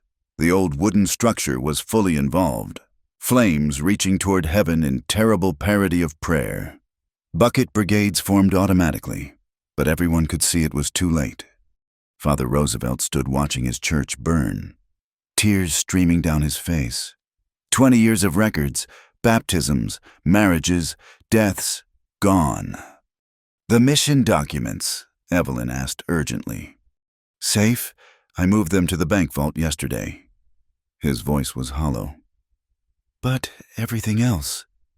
"Hamilton," someone spat. "This is his answer." "Can't prove it," Deputy Garrison Hamilton's man said with false sympathy. "Tragic accident. Old wood. Oil lamps. These things happen." Cole looked ready to punch him, but Evelyn caught his arm. "Don't. That's what he wants us to react, make mistakes." They fought the fire anyway, saving the adjacent buildings, working through the night as they had at the grass fire. But this felt different, targeted, personal, an attack on the heart of their community. As dawn broke over the smoking ruins, Father Roosevelt led an impromptu prayer service in the street. Catholic and Protestant, Mexican and Anglo, all stood together in shared grief and growing anger. "He thinks he can break us," Teresa said quietly. "Burn our spirits along with our church." "Then he doesn't know us very well," Victoria replied. Elizabeth Stanton had been conferring with her lawyers. Now she approached the group with grim satisfaction. "This changes our strategy. Arson of a church is a federal crime. We're calling in marshals from Santa Fe." "That'll take weeks," someone protested. "Then we protect ourselves until they arrive." She looked around the crowd. "Who's willing to stand guard, not just at the ranches here in town, the school, the remaining churches, the bank where our documents are stored?" Hands raised throughout the crowd, even some who'd been neutral before, shocked by the burning of a church. "I can help coordinate," Evelyn offered. "I have some experience with defensive arrangements." Cole gave her a curious look, but nodded support. They spent the morning organizing watch schedules, signal systems, safe houses for families if needed. The community transformed from a collection of individuals into something more cohesive, bound by shared threat. By afternoon, exhaustion was catching up with everyone. Cole insisted on taking Evelyn and the children home, though she could see the weight of sleeplessness in his shoulders. "You need rest," she told him as they reached the ranch. "So do you." "Then let's be practical. Sleep in shifts. I'll take first watch." He looked ready to argue, then nodded. 2 hours. Then you wake me." She kept watch from the porch, rifle across her lap, fighting to stay alert. The land seemed to hold its breath, waiting for the next blow, but all remained quiet. Just the normal sounds of the ranch horses, cattle, the whisper of wind through cottonwoods. When she went to wake Cole, she found him deeply asleep, one arm flung out as if reaching for someone no longer there. The vulnerability of it made her chest tight. Instead of waking him, she returned to her post, letting him have the rest he desperately needed. Near dawn, he emerged, looking guilty. "You didn't wake me." "You needed the sleep more than I did." "That wasn't your decision to make." "No," she agreed. "But I made it anyway. Sometimes we do for others what they won't do for themselves." He stood looking at her, something shifting in his expression. Then he sat beside her, close enough that she felt his warmth in the cool morning air. "When this is over," he said quietly, "when Hamilton's dealt with and the ranch is safe, there are things I'd like to say, things that aren't fair to speak while everything's uncertain." Her heart hammered, but she kept her voice steady. "I understand." "Do you?" He turned to look at her fully. "Because I'm not sure I do. Clara's been gone 10 months. The children need... I need... But it's too soon, isn't it? And you're still grieving, Thomas. And there's too much unsettled. Cole. She stopped his rambling with a gentle hand on his arm. When this is over, we'll talk about everything. He covered her hand with his, calloused and warm. When this is over, he agreed. They sat together watching the sunrise, hands linked, not speaking the words that waited, but finding comfort in the promise that someday they would. The fight ahead seemed less daunting, with that future glimmering like water in the desert, distant but real, worth working toward, worth bleeding for if necessary. The new day would bring new challenges. Hamilton wouldn't stop with one burned church, but they'd faced fire before and emerged stronger. Whatever came next, they'd meet it together, a community forged in flame, defending what was theirs. And perhaps, when the battles were won and the dust settled, two hearts scarred by loss might risk opening again. For now, the promise was enough. The rest would come with time, with patience, with a slow growth of trust into something deeper. Hope, Evelyn thought, remembering the calf they'd saved. Sometimes that's all you need to keep going, just enough hope to see you through to tomorrow. The makeshift courtroom smelled of sawdust and fresh paint, hastily constructed in the Grange Hall after the church burned. Elizabeth Stanton had insisted on a formal hearing, and now the space buzzed with nervous energy as half the county packed inside. Hamilton sat at the front with his lawyers, looking confident despite the federal marshals flanking the doors. Evelyn adjusted her best dress borrowed from Victoria and tried to calm her racing heart. Beside her, Cole looked uncomfortable in his Sunday suit, but his presence was steady as granite. Remember, Elizabeth murmured, reviewing her notes. Just tell the truth. Let them try to twist it. Judge Benjamin Franklin, brought in from Santa Fe, called the hearing to order. He was an older man with piercing eyes that seemed to miss nothing. This is a preliminary hearing regarding water rights disputes and allegations of fraud. We'll proceed with witness testimony. Hamilton's lawyer, a slick man named Cornelius Vanderbilt, stood first. Your Honor, this is simply a case of business competition taken too far. My client has operated within the law. Then he won't mind examination of his claims. Elizabeth interrupted smoothly. We call Father Roosevelt to establish historical precedent. The priest took the stand, still smelling faintly of smoke from fighting the church fire. He presented the mission documents with quiet authority, explaining the centuries-old water-sharing agreements. These papers predate American territorial law, Vanderbilt objected, and were explicitly protected by the Treaty of Guadalupe Hidalgo. Judge Franklin noted, Continue. Father. As Father Roosevelt detailed the communal water rights, Evelyn noticed Hamilton's confidence beginning to crack. He whispered urgently to his lawyers, gesturing sharply. Teresa Juarez testified next, speaking of her family's generational use of Willow Run. Then Nancy Ward, whose quiet dignity commanded the room as she recited the oral histories passed down through her grandmother.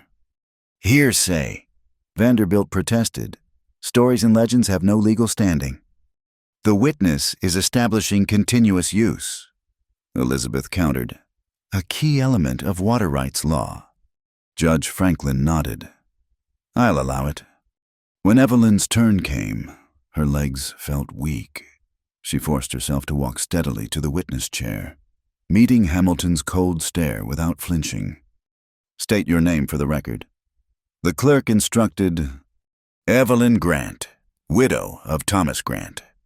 Elizabeth began gently, establishing Evelyn's background and expertise. Then came the harder questions about Thomas's death and the documents he'd gathered. My husband discovered a pattern of fraud across 3 territories. Evelyn testified. Water rights sold multiple times, surveys falsified, springs illegally diverted. When he tried to expose it, her voice caught, but she pushed through. He was killed. Allegedly killed. Vanderbilt interjected. The death was ruled accidental by authorities who were being paid by the conspirators. Evelyn lifted her chin. I have the receipts. She produced Thomas's evidence, careful documentation of bribes, forged signatures, impossible survey coordinates. As she explained each piece, Hamilton's face grew darker. "This is character assassination," he burst out. "Your Honor, this woman is a desperate widow with debts, trying to—" "Mr. Hamilton, you'll have your opportunity to respond," Judge Franklin said coldly. "Continue, Mrs. Grant." Elizabeth guided her through the rest of the evidence, then turned her over for cross-examination. Vanderbilt attacked like a hungry wolf. "Mrs. Grant, is it true you fled Missouri owing money?" "I left owing debts my husband incurred investigating Mr. Hamilton's associates, yes." "And didn't authorities also question missing survey equipment?" "Equipment that disappeared the same night my husband died." She kept her voice level. "Rather convenient for those who wanted to discredit him, or the actions of a desperate woman needing money." "That's enough." Cole's voice cut through the room. He was on his feet, ignoring Elizabeth's gestures to sit. "Your Honor, I request permission to speak." Judge Franklin studied him. "This is highly irregular. Mr. James Madison. Sir, I run the M-Bar Ranch, and I have something to say about character." After a moment's deliberation, the judge nodded. "Proceed, but briefly." Cole moved to stand before the court, hat in hand. "I've known Evelyn Grant for a short time, but I've seen her character tested. She saved a child from drowning her first day here. She fought fire alongside us, risking her life for people she barely knew. She works until her hands bleed, literally, without complaint." He turned to face Hamilton directly. "You want to talk about character? Let's talk about burning churches, about threatening children, about hired guns meant to frighten honest people off their land." "Inflammatory accusations," Vanderbilt began. "Facts," Cole countered. "Which witnesses will attest to?" He looked back at the judge. "Evelyn Grant came here with nothing but truth and the courage to speak it. That's more than some can say." He returned to his seat amid murmurs of approval. Evelyn caught his eye, seeing fierce protectiveness there that made her throat tight. The hearing continued with more witnesses. Carnegie testified about farmers forced to sell after their water disappeared. The Johnsons described finding the survey markers on their land just before the fire. Even some of Hamilton's own workers, granted protection by the marshals, admitted to being ordered to dam streams and destroy springs. As evidence mounted, Hamilton's composure cracked further when Elizabeth introduced the federal investigation files from Missouri, linking him directly to the conspiracy Thomas had uncovered. He exploded. "This is persecution. I'm a businessman, not a criminal if these people can't compete." Mr. Hamilton." Judge Franklin's voice was sharp. "Control yourself, or I'll have you removed." But Hamilton was beyond control. "You think you've won. You have no idea what you're dealing with. I have friends, resources." "Mr. Hamilton." The judge banged his gavel. "You're dangerously close to threatening a federal court." Hamilton subsided, but his eyes promised vengeance. Deputy Garrison, sitting in the back, slipped out quietly, a detail Evelyn noted with concern. As the first day's testimony concluded, Judge Franklin announced he would review evidence overnight. "We'll reconvene tomorrow for closing arguments. Until then, I'm placing Mr. Hamilton under federal supervision. Marshals, ensure he doesn't leave town." Outside, the crowd dispersed in excited clusters. Elizabeth was triumphant. "We've got him rattled. Tomorrow we drive it home." "He won't go down without a fight," Cole warned. "Neither will we," Victoria said firmly. "Let's get home before dark." They made a careful convoy back to the ranch, outriders watching for trouble, but the attack came from an unexpected direction. Rose's scream woke the house just after midnight. Cole and Evelyn reached the children's room simultaneously, finding Noah holding his sobbing sister. Someone was at the window, Noah reported, trying to sound brave despite his pallor. A face, watching. Cole grabbed his rifle and plunged outside. Evelyn right behind him. They found fresh boot prints beneath the window, and something else, a child's doll, one of Rose's favorites, hanging from a tree branch like a warning. "Cowards!" Cole spat. "Threatening children." More shouts from the barn. They ran to find smoke beginning to curl from the hayloft. This time they caught it early, forming a bucket brigade that doused the flames before they could spread. But the message was clear. Hamilton's reach extended even under federal watch. "We're not safe here," Victoria said, holding the shaking children. "We're not safe anywhere until this is finished," Evelyn countered. She looked at Cole. "We need to end this. Tomorrow." They spent the rest of the night on watch, the children sleeping in the main room where adults could guard them. As dawn broke, a rider approached Father Roosevelt, looking grim. "There's been developments," he reported. Deputy Garrison was seen leaving town fast, heading south, and Hamilton's brought in more men, not openly, but they're there. "How many?" Cole asked. "Dozen, maybe more, waiting just outside town limits." Elizabeth Stanton arrived with the federal marshals, her face set in determination. "We've heard about last night's incidents. Judge Franklin is furious. He's authorized additional protection." "Will it be enough?" Victoria asked. "It has to be." Elizabeth gathered them close. "Listen, I've been in touch with contacts back east. Hamilton's empire is crumbling. Federal investigators have frozen his assets in 2 territories. After today, he'll have nothing left but desperation. That makes him dangerous, but also vulnerable." They prepared for court like soldiers preparing for battle. Evelyn wore Thomas's watch, drawing strength from its steady ticking. Cole strapped on his gun belt, federal authorization allowing armed citizens in the courtroom given the threats. The Grange Hall was packed tighter than yesterday, tension thick as summer heat. Hamilton sat surrounded by hard-faced men, his expensive suit unable to hide the wildness in his eyes. Judge Franklin called for closing arguments. Vanderbilt went first, weaving a tale of legitimate business practices and jealous competitors, but his heart wasn't in it. Even he could see which way the wind blew. Elizabeth rose for their side, commanding in her simple black dress. "Your Honor, we've presented evidence of systematic fraud, intimidation, and violence. Mr. Hamilton has corrupted water rights across territories, destroyed lives and livelihoods for profit. The evidence is overwhelming." She laid out the case piece by piece, the mission documents, the fraudulent surveys, the testimonies of those harmed, when she quoted from Thomas Grant's journal, describing his final days investigating Hamilton's schemes. Evelyn had to bite her lip to keep from crying. "This isn't just about water rights," Elizabeth concluded. "It's about whether law and justice mean anything on the frontier, whether honest people can stand against corruption and win." Judge Franklin called a recess to deliberate. The weight felt eternal. Hamilton huddled with his men, gesturing angrily. Several slipped out, causing the marshals to tense. When court reconvened, Judge Franklin's expression was grave. "I've reviewed the evidence extensively. The court finds clear indication of fraudulent activity regarding water rights claims. All properties and rights claimed by Mr. Hamilton in this jurisdiction are hereby frozen pending full investigation." The room erupted. Hamilton shot to his feet. "You can't do this."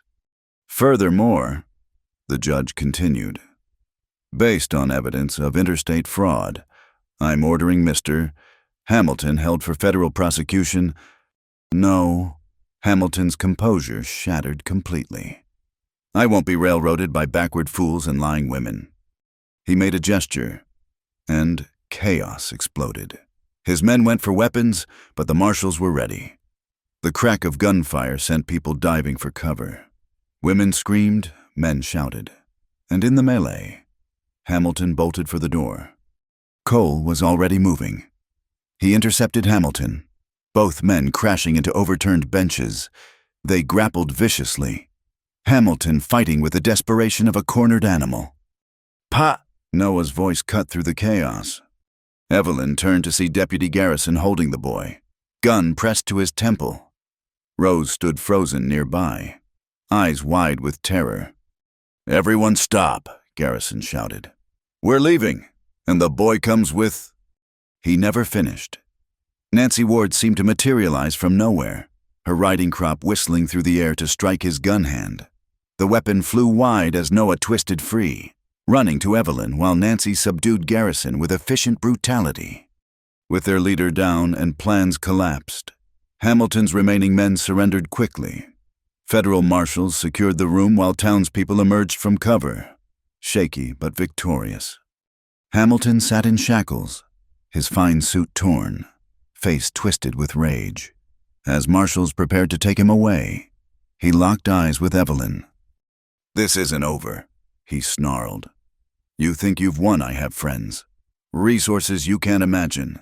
You'll pay for this. All of you." Mr. Hamilton," Judge Franklin said coldly. "You're adding threatening federal witnesses to your charges.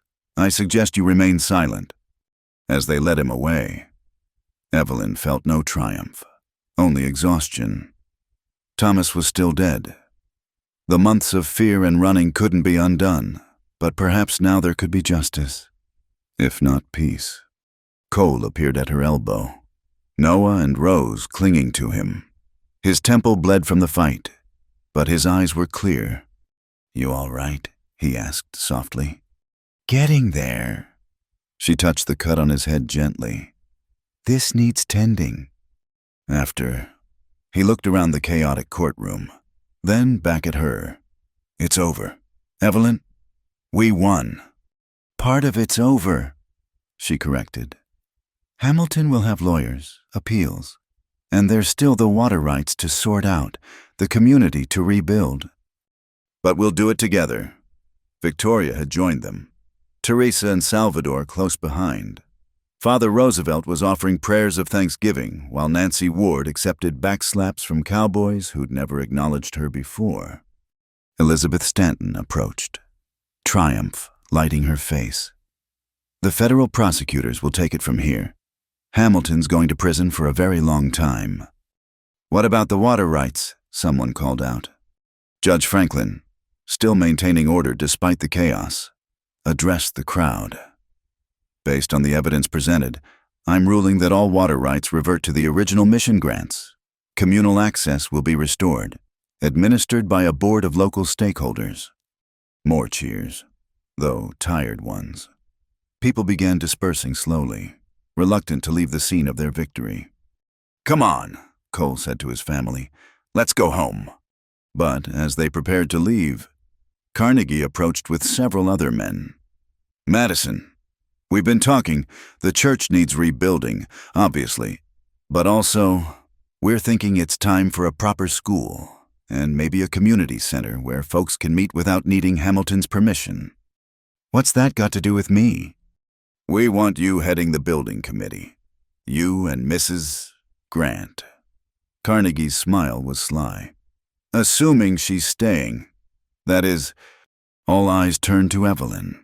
She felt the weight of the moment decision time. No more running. "I have some money coming," she said slowly. "From Thomas's life insurance, once the investigation clears. I'd planned to use it to start over somewhere else, but..." She looked at the faces around her, Victoria's hope, Teresa's warmth, Nancy's quiet approval, the children's desperate desire, and Cole, trying so hard not to show how much her answer mattered. "But I think I've found where I need to be," she finished. Rose broke free from Cole to wrap her arms around Evelyn's waist. "You're staying, really staying." "Really staying," Evelyn confirmed, throat tight. Noah, trying to be mature, offered his hand.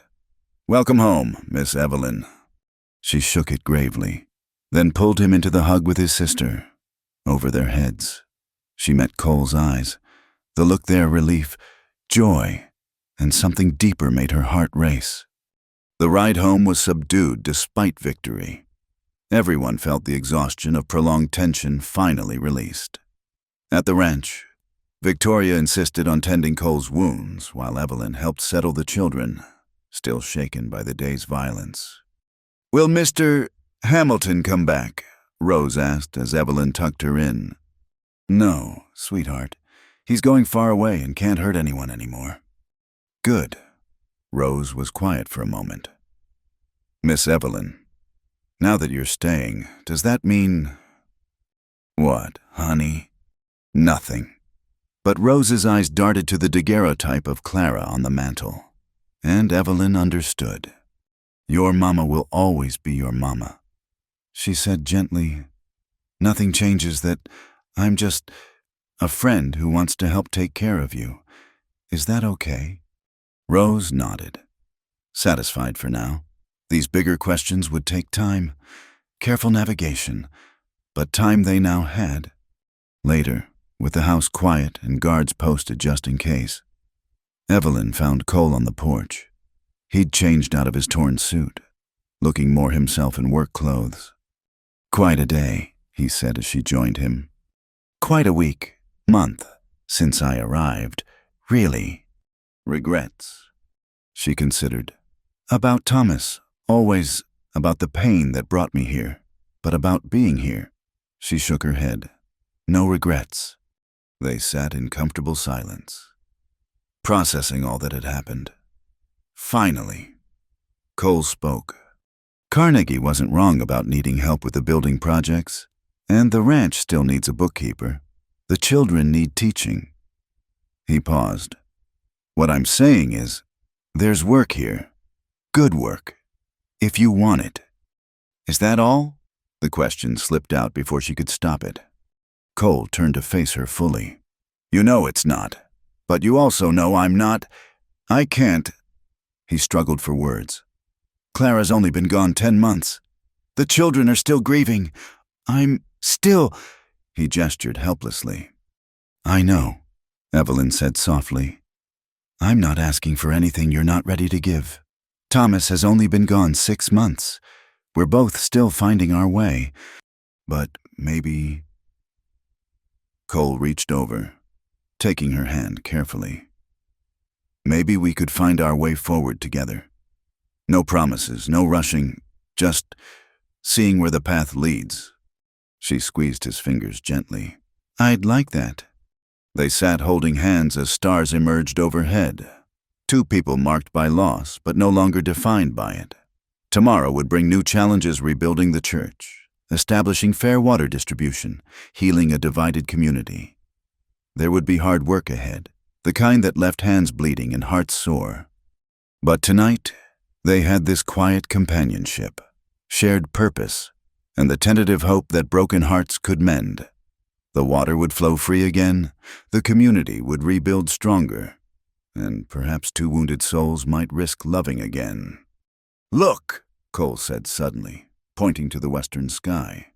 "Rain clouds building, real ones, not dust." Evelyn breathed deep, smelling the promise of moisture on the wind. Rain for the parched earth, water for the empty streams, life returning to the valley. "Be the mother my children dream of," Cole said quietly. "That's what I asked you once, in desperation. But that's not fair to you or them. Be yourself, Evelyn. That's more than enough." She leaned against his shoulder, feeling the solid warmth of him.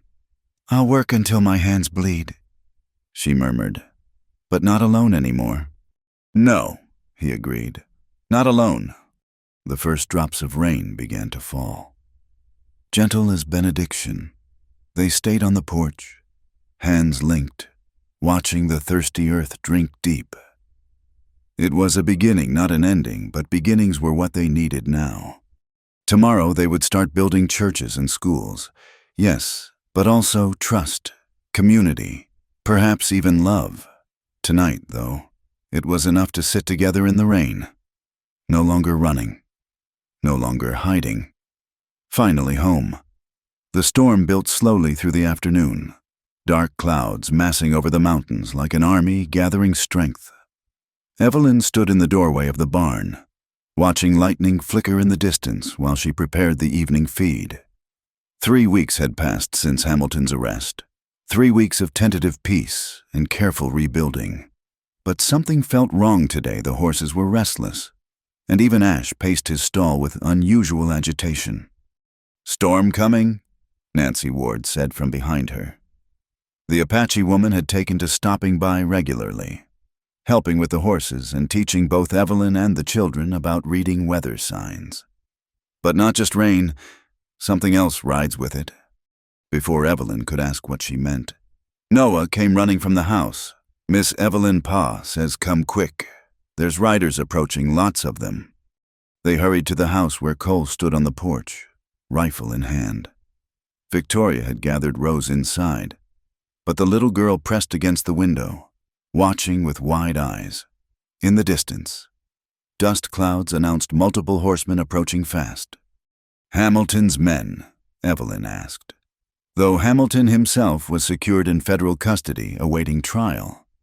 "Could be." Cole's jaw was tight. "Get inside with Victoria and the children." "I'm staying with you." She retrieved the shotgun from beside the door. Checking its load with practiced efficiency, the riders crested the hill, and Cole lowered his weapon slightly. "That's Salvador Juarez in front." "But why?" Salvador galloped into the yard, his usual calm shattered.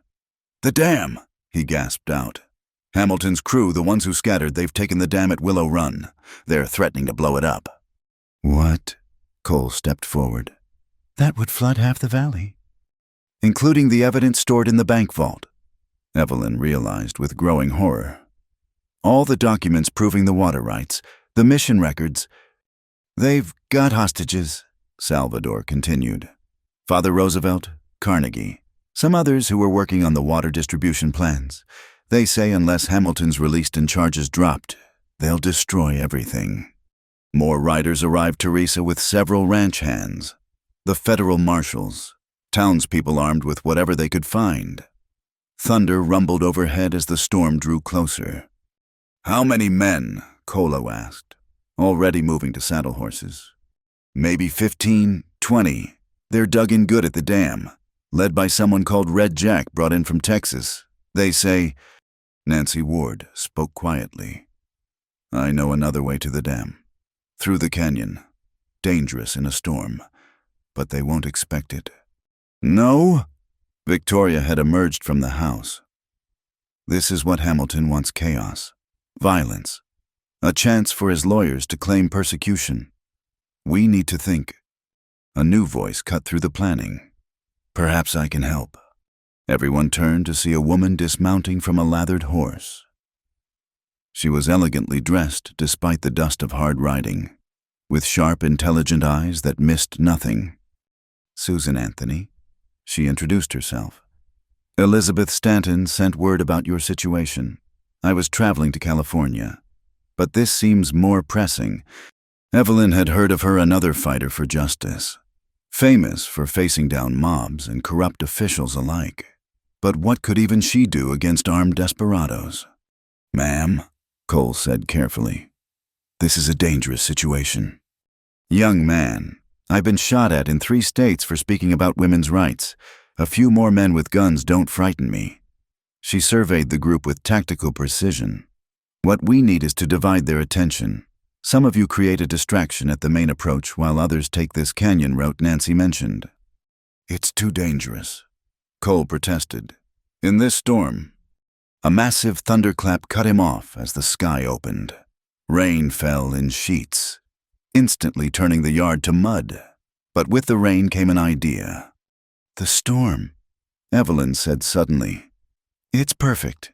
The rain will fill the reservoir faster. They'll have to open the spillways or risk the dam overtopping. That means they'll be busy, distracted." "She's right," Nancy confirmed. "Old dam like that. Heavy rain is dangerous. They'll have to manage the flow or be swept away themselves." Plans formed quickly. The main group would approach openly, demanding negotiation. Meanwhile, a smaller team would take Nancy's route. Cole, Evelyn, Nancy herself, and 2 of the best shooters from the gathered ranchers.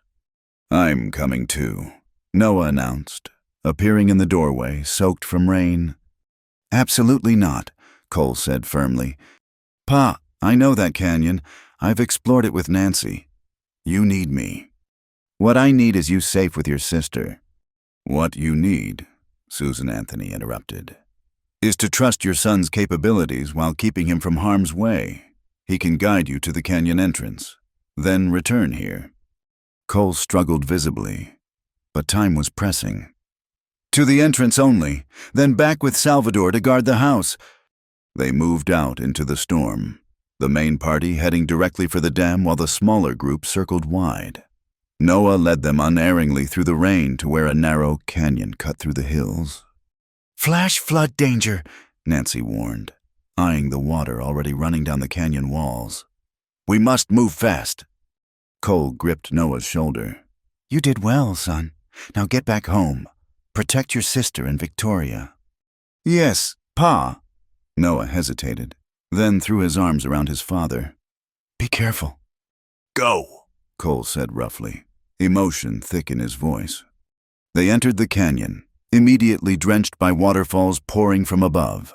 The footing was treacherous, made worse by growing streams of runoff. Evelyn concentrated on each step, following Nancy's sure lead through the twisting passage. Lightning illuminated the scene in stark flashes, water rising, walls closing in, the path ahead uncertain. Behind them, the roar grew louder as more water funneled into the narrow space. "Faster," Nancy urged. They scrambled over boulders, waded through knee-deep torrents, pulled each other up steep sections. Evelyn's hands were raw from gripping wet rock, but she pushed on. This was what she'd promised to work until her hands bled. But not alone now. Cole was right behind her, steady and determined. Nancy led with skill born of generations of knowledge. They were together in this.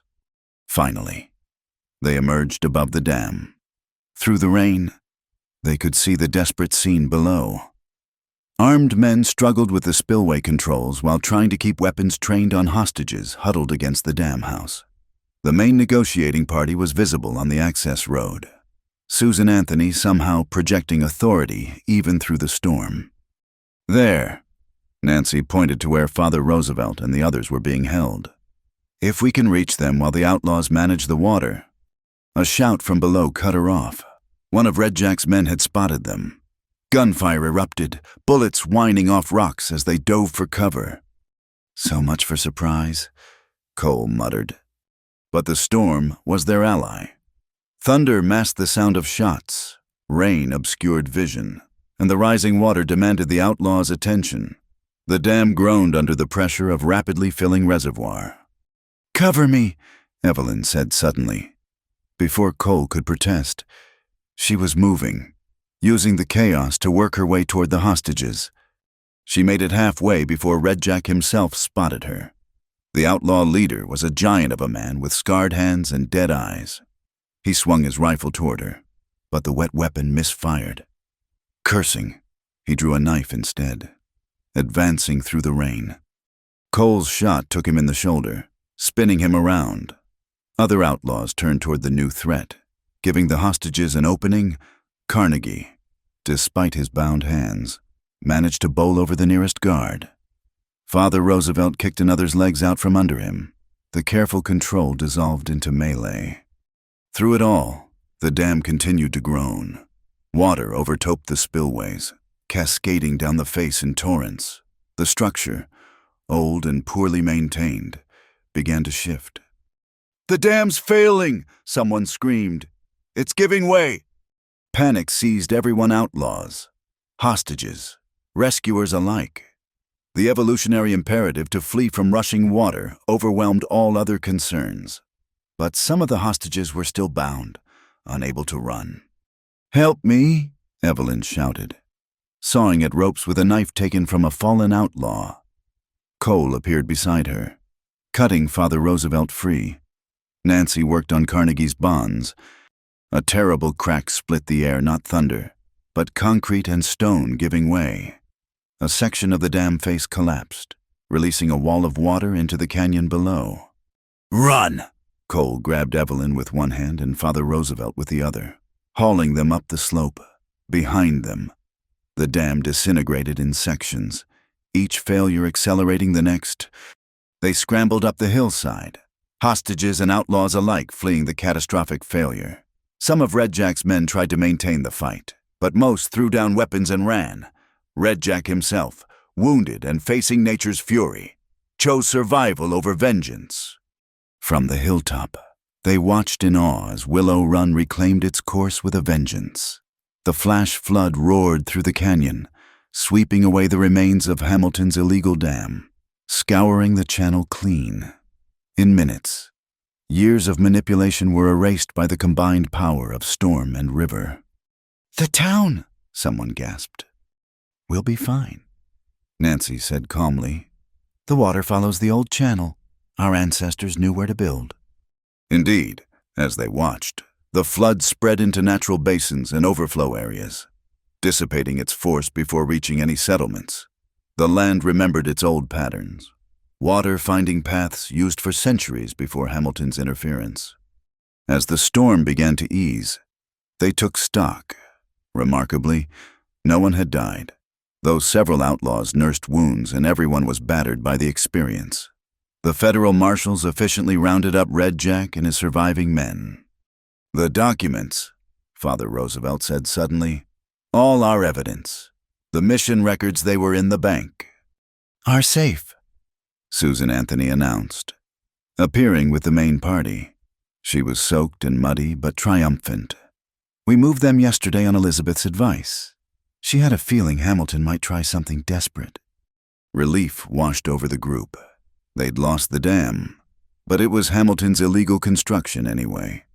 The important thing's lives, evidence. Community remained intact. The journey back was subdued, everyone processing the night's events. At the Madison Ranch, Victoria waited with hot coffee and dry clothes.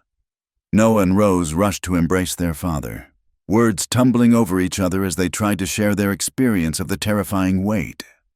"I protected Rose just like you said," Noah reported proudly. "You did well," Cole told him, holding both children close. "You all did." As people dried off and warmed up, discussions turned to the future. Without the dam, water would flow naturally again, but new agreements were needed for fair distribution during dry seasons. "We'll build something better," Carnegie declared. "Proper irrigation channels that respect the natural flow. Community managed. Like the old days."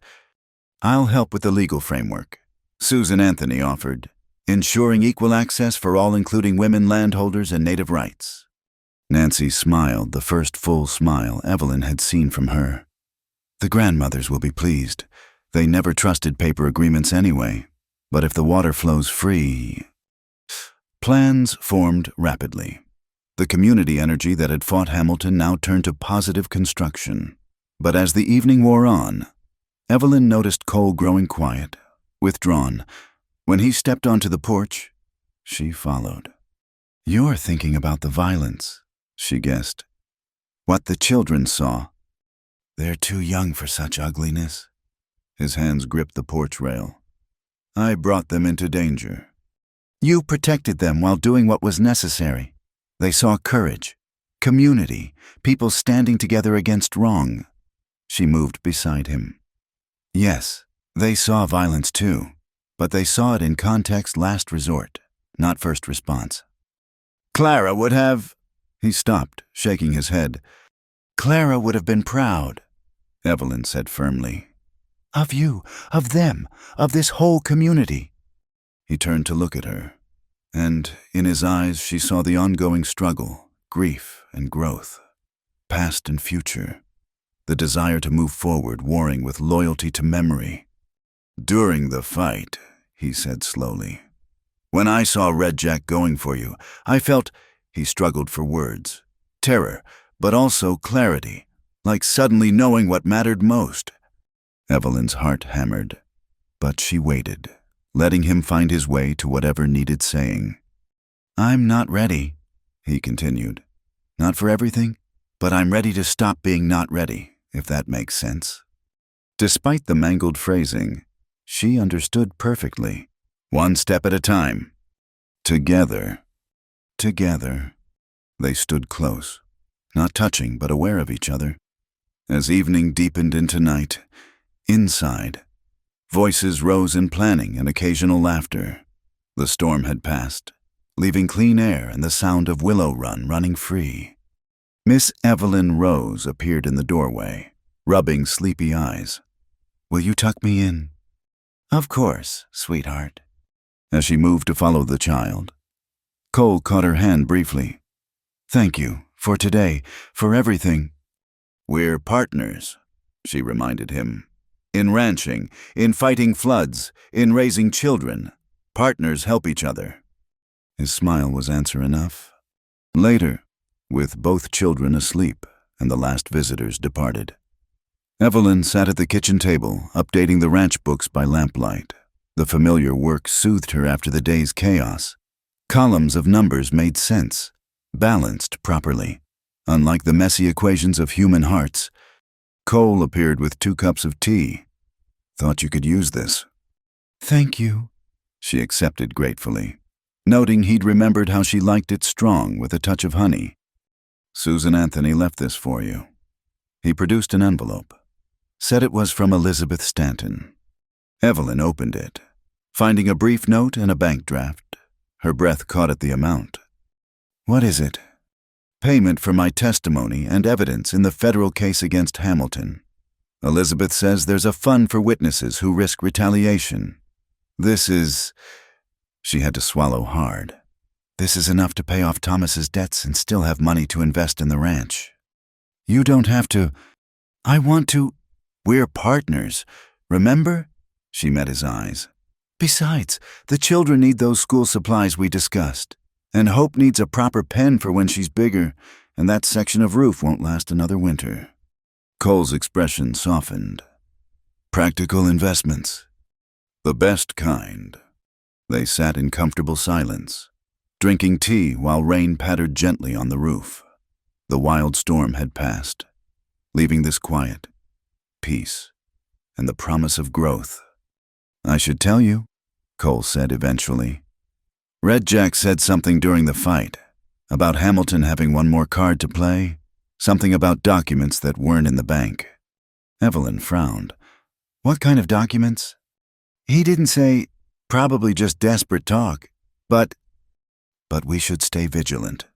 She covered his hand with hers. "We will. Together." He turned his palm up, interlacing their fingers. Together. Outside, Willow Run sang its ancient song, finally free to follow its true course. The sound was a promise of renewal, of justice served, of life persisting despite all attempts to constrain it. Tomorrow would bring new challenges. There were still Hamilton loyalists to watch for, water agreements to negotiate, a community to continue rebuilding.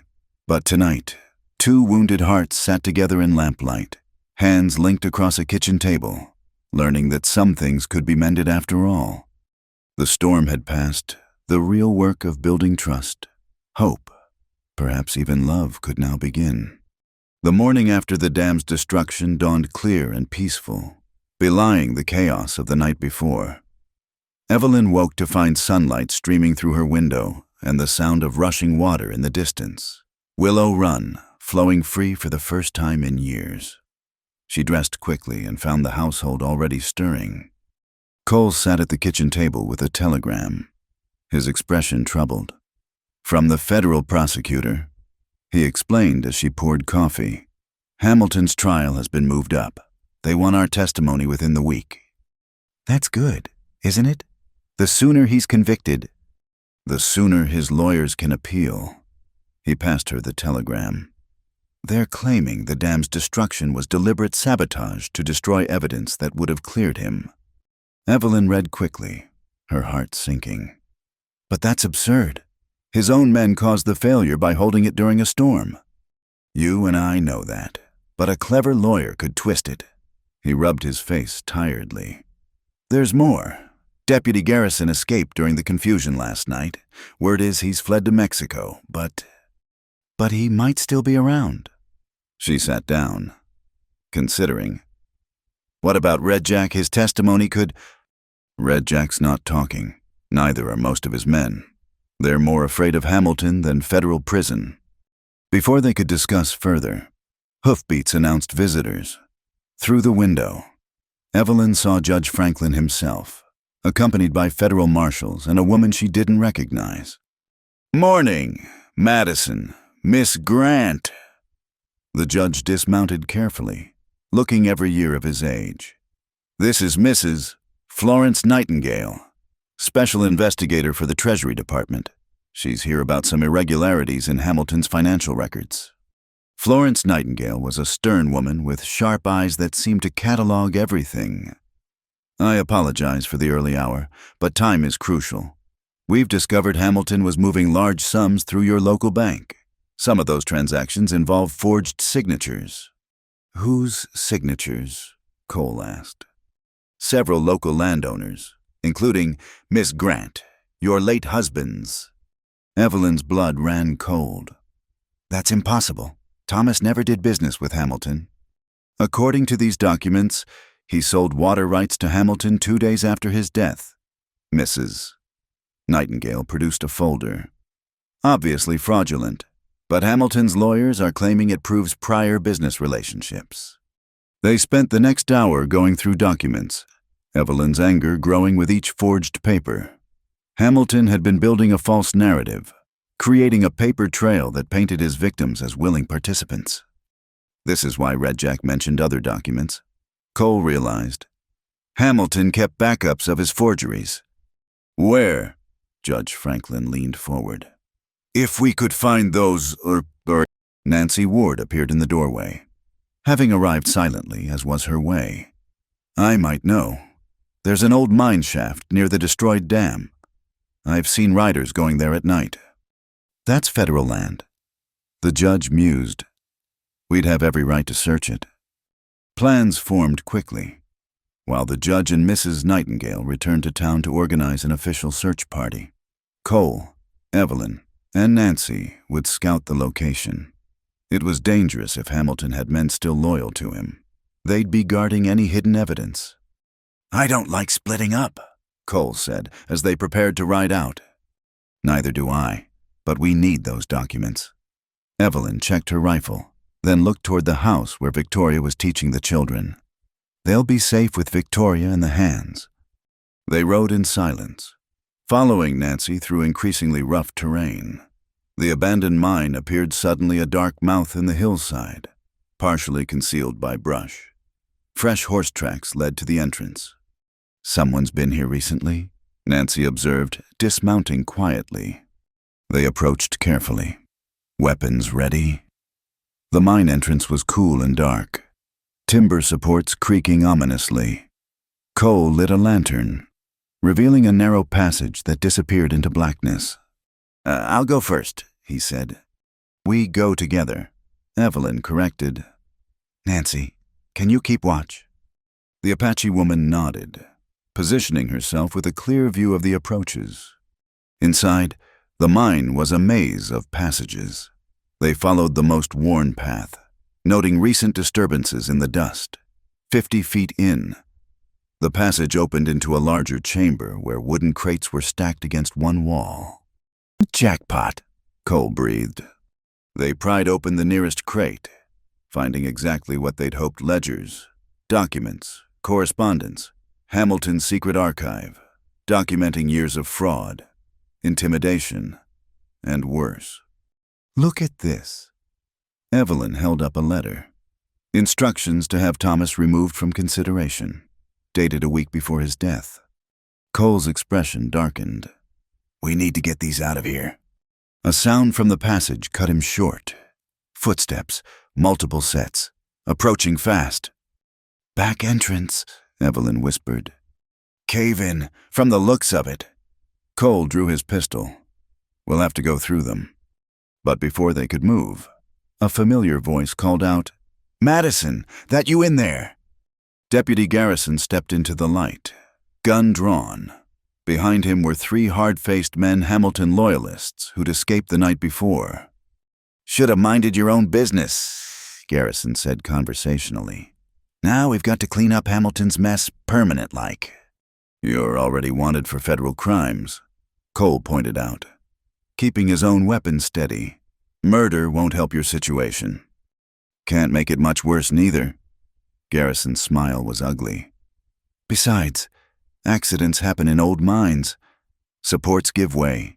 Passages collapse. Real tragic." One of his men moved toward the support beams with a pry bar, and Evelyn understood their plan. Collapse the mine. Bury the evidence and witnesses together. Simple, effective. Impossible to prove as murder. "Wait," she said quickly. "You haven't thought this through. We're expected back. People know where we are." "Indians and women don't count as witnesses," one of the men sneered. "And Madison here. Well, everyone knows he's been unstable since his wife died. Probably came here to end it all. Brought his new woman along." The casual cruelty of it, the easy dismissal of their lives, sparked fury in Evelyn. But before anyone could act, Nancy Ward's voice echoed from the entrance. "Fire. The brush is on fire." Smoke began drifting into the mine, and everyone's priorities shifted instantly. In this dry country, fire was the ultimate threat. Garrison cursed and gestured to his men. "Check it out. Probably that Apache woman trying to smoke us out." Two men headed back toward the entrance. Garrison kept his gun on Cole and Evelyn, but his attention was divided now. Cole caught Evelyn's eye, a silent communication passing between them. Shouts from outside, then gunshots. The remaining man looked nervously between Garrison and the entrance. "Boss, maybe we should—" Cole moved. He shoved Evelyn aside while diving for Garrison. The two men grappled, guns forgotten in the close quarters. The other outlaw raised his weapon toward Evelyn, but she was already moving, swinging a ledger that caught him across the face. More smoke poured in, thick and choking. The fight was brutal, but brief desperation lending strength. Cole managed to pin Garrison while Evelyn secured the other man with rope from the crates. "We need to get out," Cole gasped. "This smoke—" They dragged the semi-conscious outlaws toward the entrance, the smoke growing thicker with each step. Evelyn's eyes streamed tears, her lungs burning. Just when she thought they wouldn't make it, fresh air hit her face. They emerged to find Nancy standing over the two outlaws who'd gone to investigate, both tied securely. But there was no fire, only smoldering sage bundles creating massive amounts of smoke. "Old trick," Nancy said with satisfaction. "Smoke them out like rabbits." Federal marshals were already approaching, having been signaled by the smoke. Judge Franklin himself led them, looking grimly satisfied as he surveyed the captured outlaws. "Well done," he said simply. "I trust you found what we were looking for." "Everything," Cole confirmed. Hamilton's entire shadow operation, documented in detail. They spent the rest of the day cataloging evidence, with Mrs. Nightingale examining each document with professional pleasure. The forgeries were extensive, but clumsy when examined closely. Hamilton had relied on intimidation to prevent anyone from looking too carefully. "This changes everything," Judge Franklin announced. "With this evidence, we can prove systematic fraud going back years. Hamilton won't see freedom for decades." As the sun set, they finally returned to the ranch. Victoria rushed out, the children close behind. "Thank God," she breathed. "When we saw the smoke—" "Everyone's fine," Cole assured her, hugging his children tightly. "Better than fine. We found what we needed." That evening felt like a celebration. Word spread quickly, and neighbors dropped by to hear the news. Hamilton's reign of intimidation was truly over. The water flowed free, the evidence was secured, and the community could finally heal. But Evelyn noticed Cole growing quiet as the evening wore on. When he stepped outside, she followed, finding him by the corral where Ash grazed peacefully. "You're thinking about Clara again," she said gently. He nodded. "Today, in that mine, when Garrison threatened you," his voice caught, I realized I couldn't lose someone else. He stopped, unable to finish. Cole? She moved closer, not touching, but near enough to feel his warmth. It's okay to have feelings for someone new. It doesn't diminish what you had with Clara. I know that here. He touched his head. But here, his hand moved to his heart. It feels like betrayal. Because you're a good man who loves deeply. She chose her words carefully. Clara wouldn't want you to stop living, stop feeling. From everything I've heard, she wanted your happiness. She did. His smile was sad but genuine. She made me promise, near the end, to find someone to help raise the children, to not be alone. I thought she meant eventually, years later, not months later with a widow who appeared out of nowhere. Evelyn's own smile was wry. Life doesn't follow our timelines. They stood quietly, watching stars emerge in the clear sky. Finally, Cole spoke again. That day you saved Ruth. When I first saw you covered in mud, holding that little girl, I felt something I hadn't expected to feel again. Hope, maybe, or recognition. He turned to face her. These past weeks, working beside you, watching you with the children, it's shown me what's possible. Evelyn's heart raced, but she kept her voice steady. What are you saying? I'm saying I want to court you properly. Not rush anything, not make promises I'm not ready to keep, but openly, honestly. If you're willing. She thought of Thomas, of the life they'd planned that ended so abruptly. Then she thought of these past weeks, the work, the laughter, the sense of belonging she'd found here.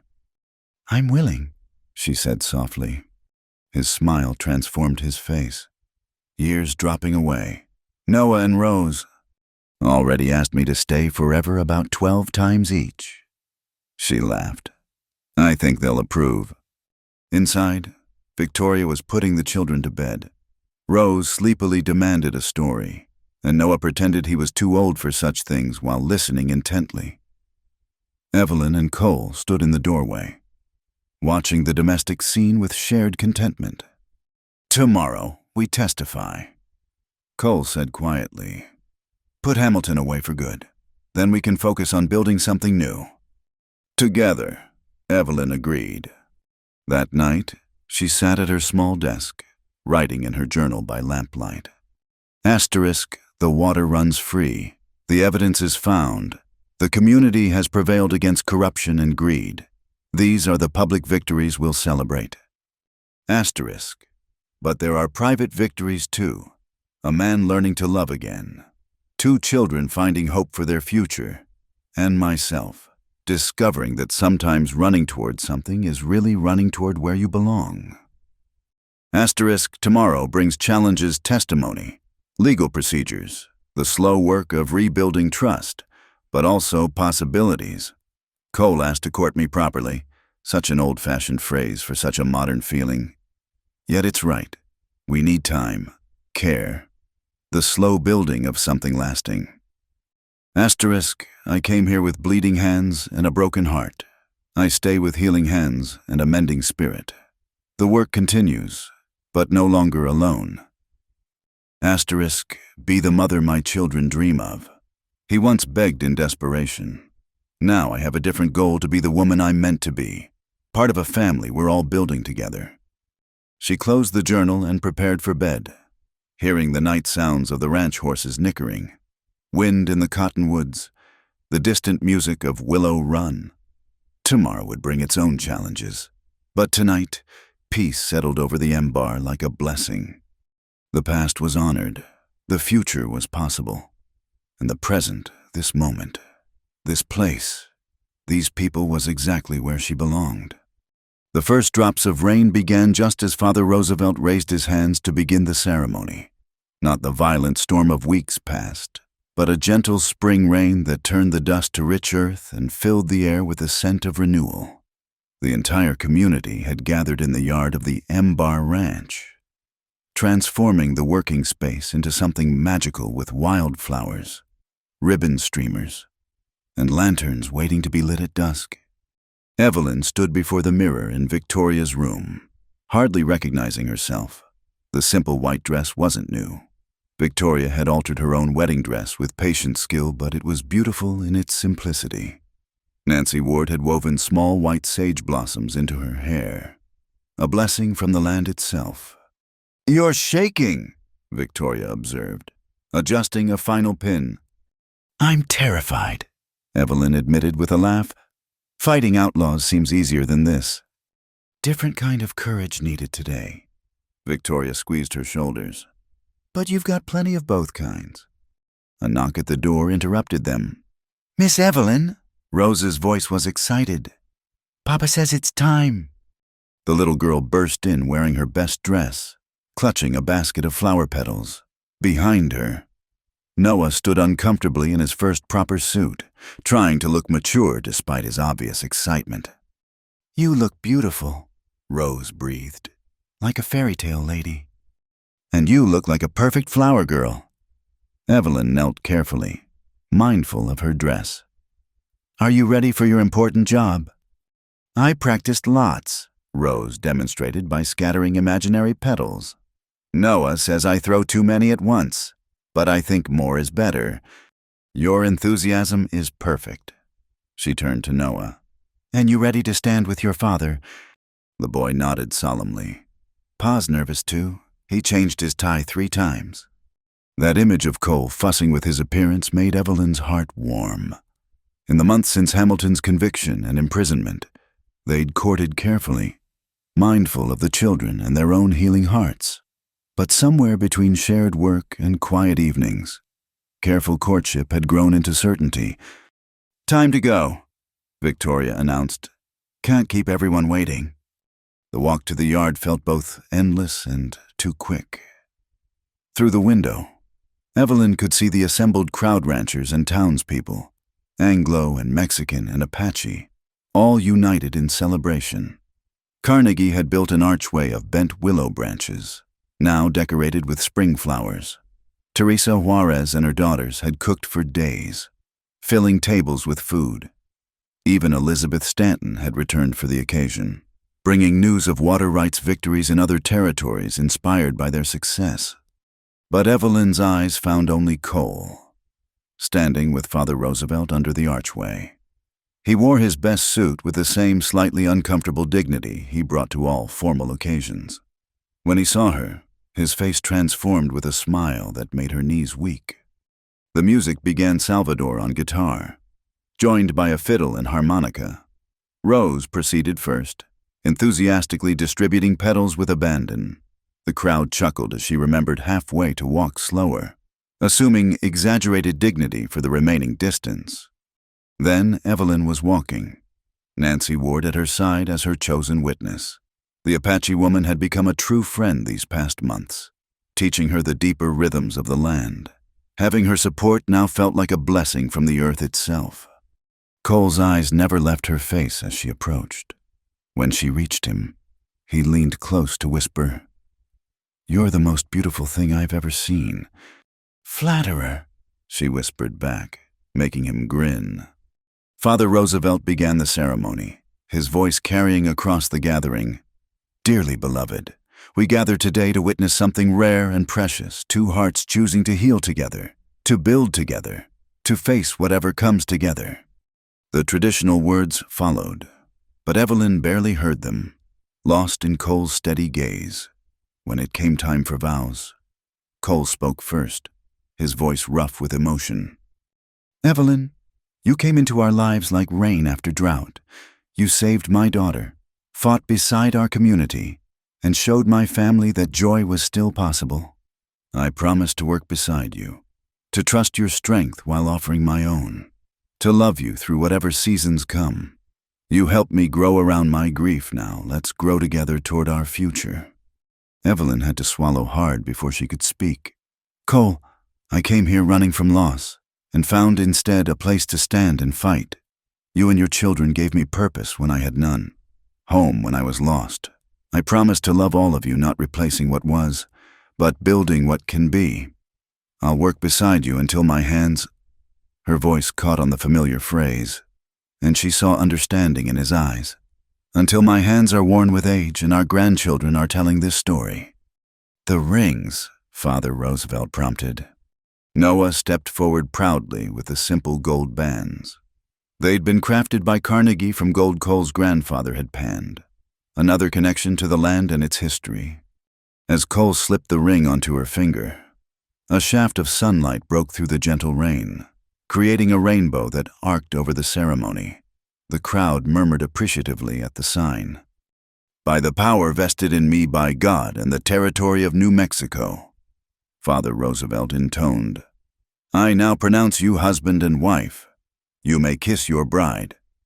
Cole's hands framed her face gently, and their first kiss as married folks was tender, promising, and briefly interrupted by Rose shouting, "Finally!"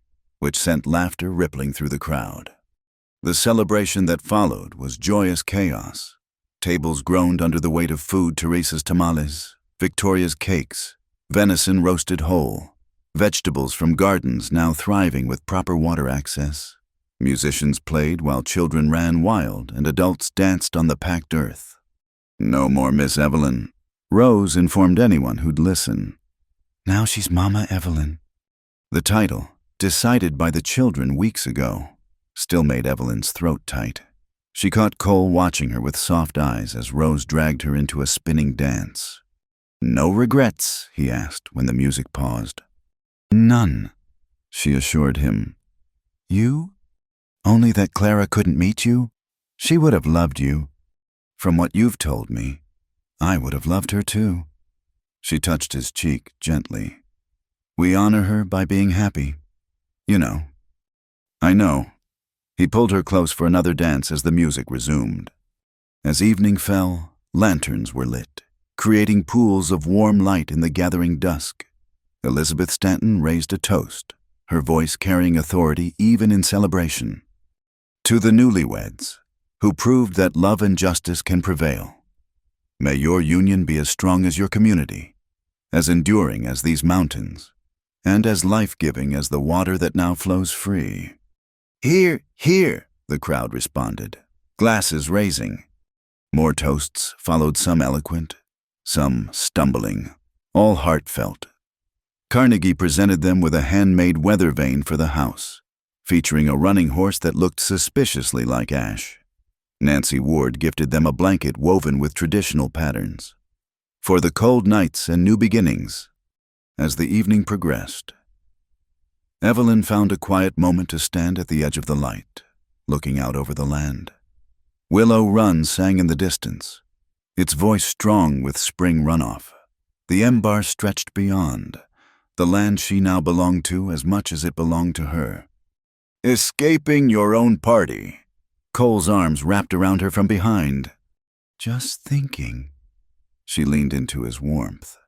6 months ago, I arrived here with nothing but grief and fear. Now you're stuck with a ready-made family, a ranch that always needs work, and a husband who still can't dance properly. She turned in his arms, smiling up at him. "Sounds perfect." "Mama Evelyn," Noah called.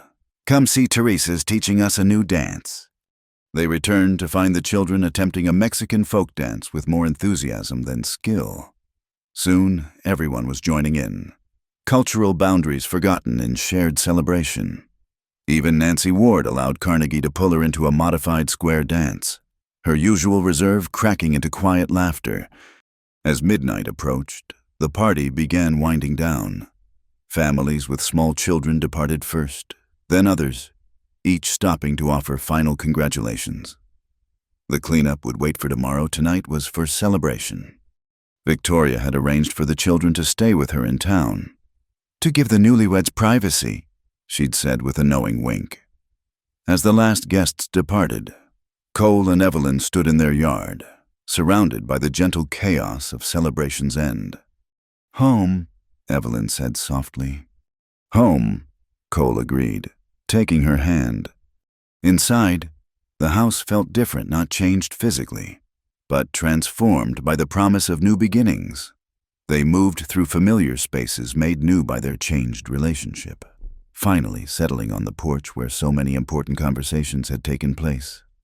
"I have something for you," Cole said, producing a wrapped package, a wedding gift. Inside was a leather journal, beautifully tooled with her new initials E.M., Evelyn Madison. "For your writing," he explained. "I know the other journal is almost full." "It's perfect." She kissed him softly. "Though I think my stories will be happier now." "I hope so." He pulled her close. "We've both had enough sorrow for one lifetime."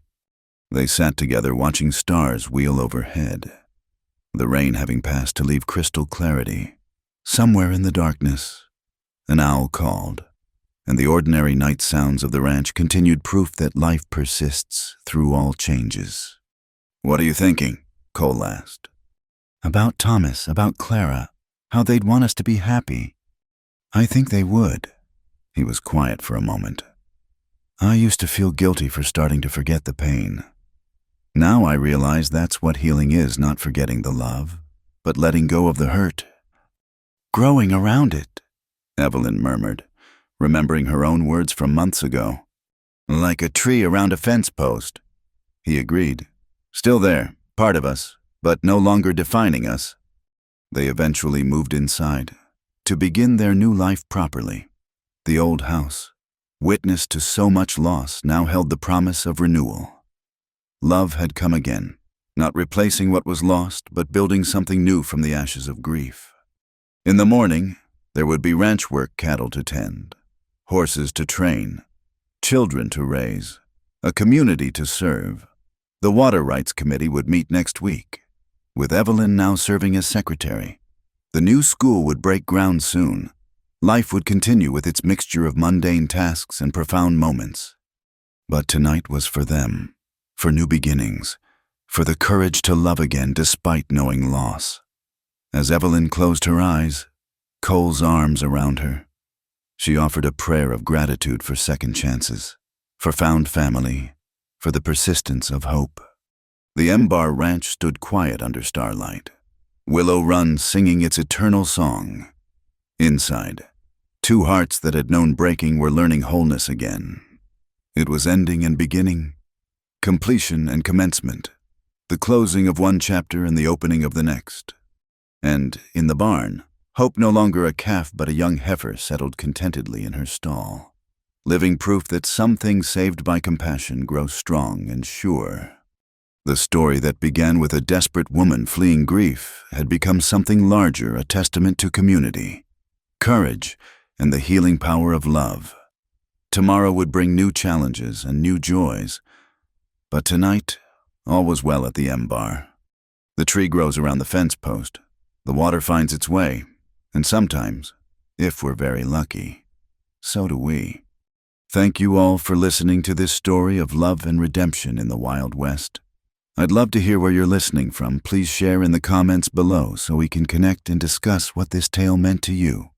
If you enjoyed this story, please subscribe to Wild West Stories 1850 and hit the like button. And don't forget to click that hype button to help more people discover these tales of courage, community, and second chances in the American frontier. Until next time, partners.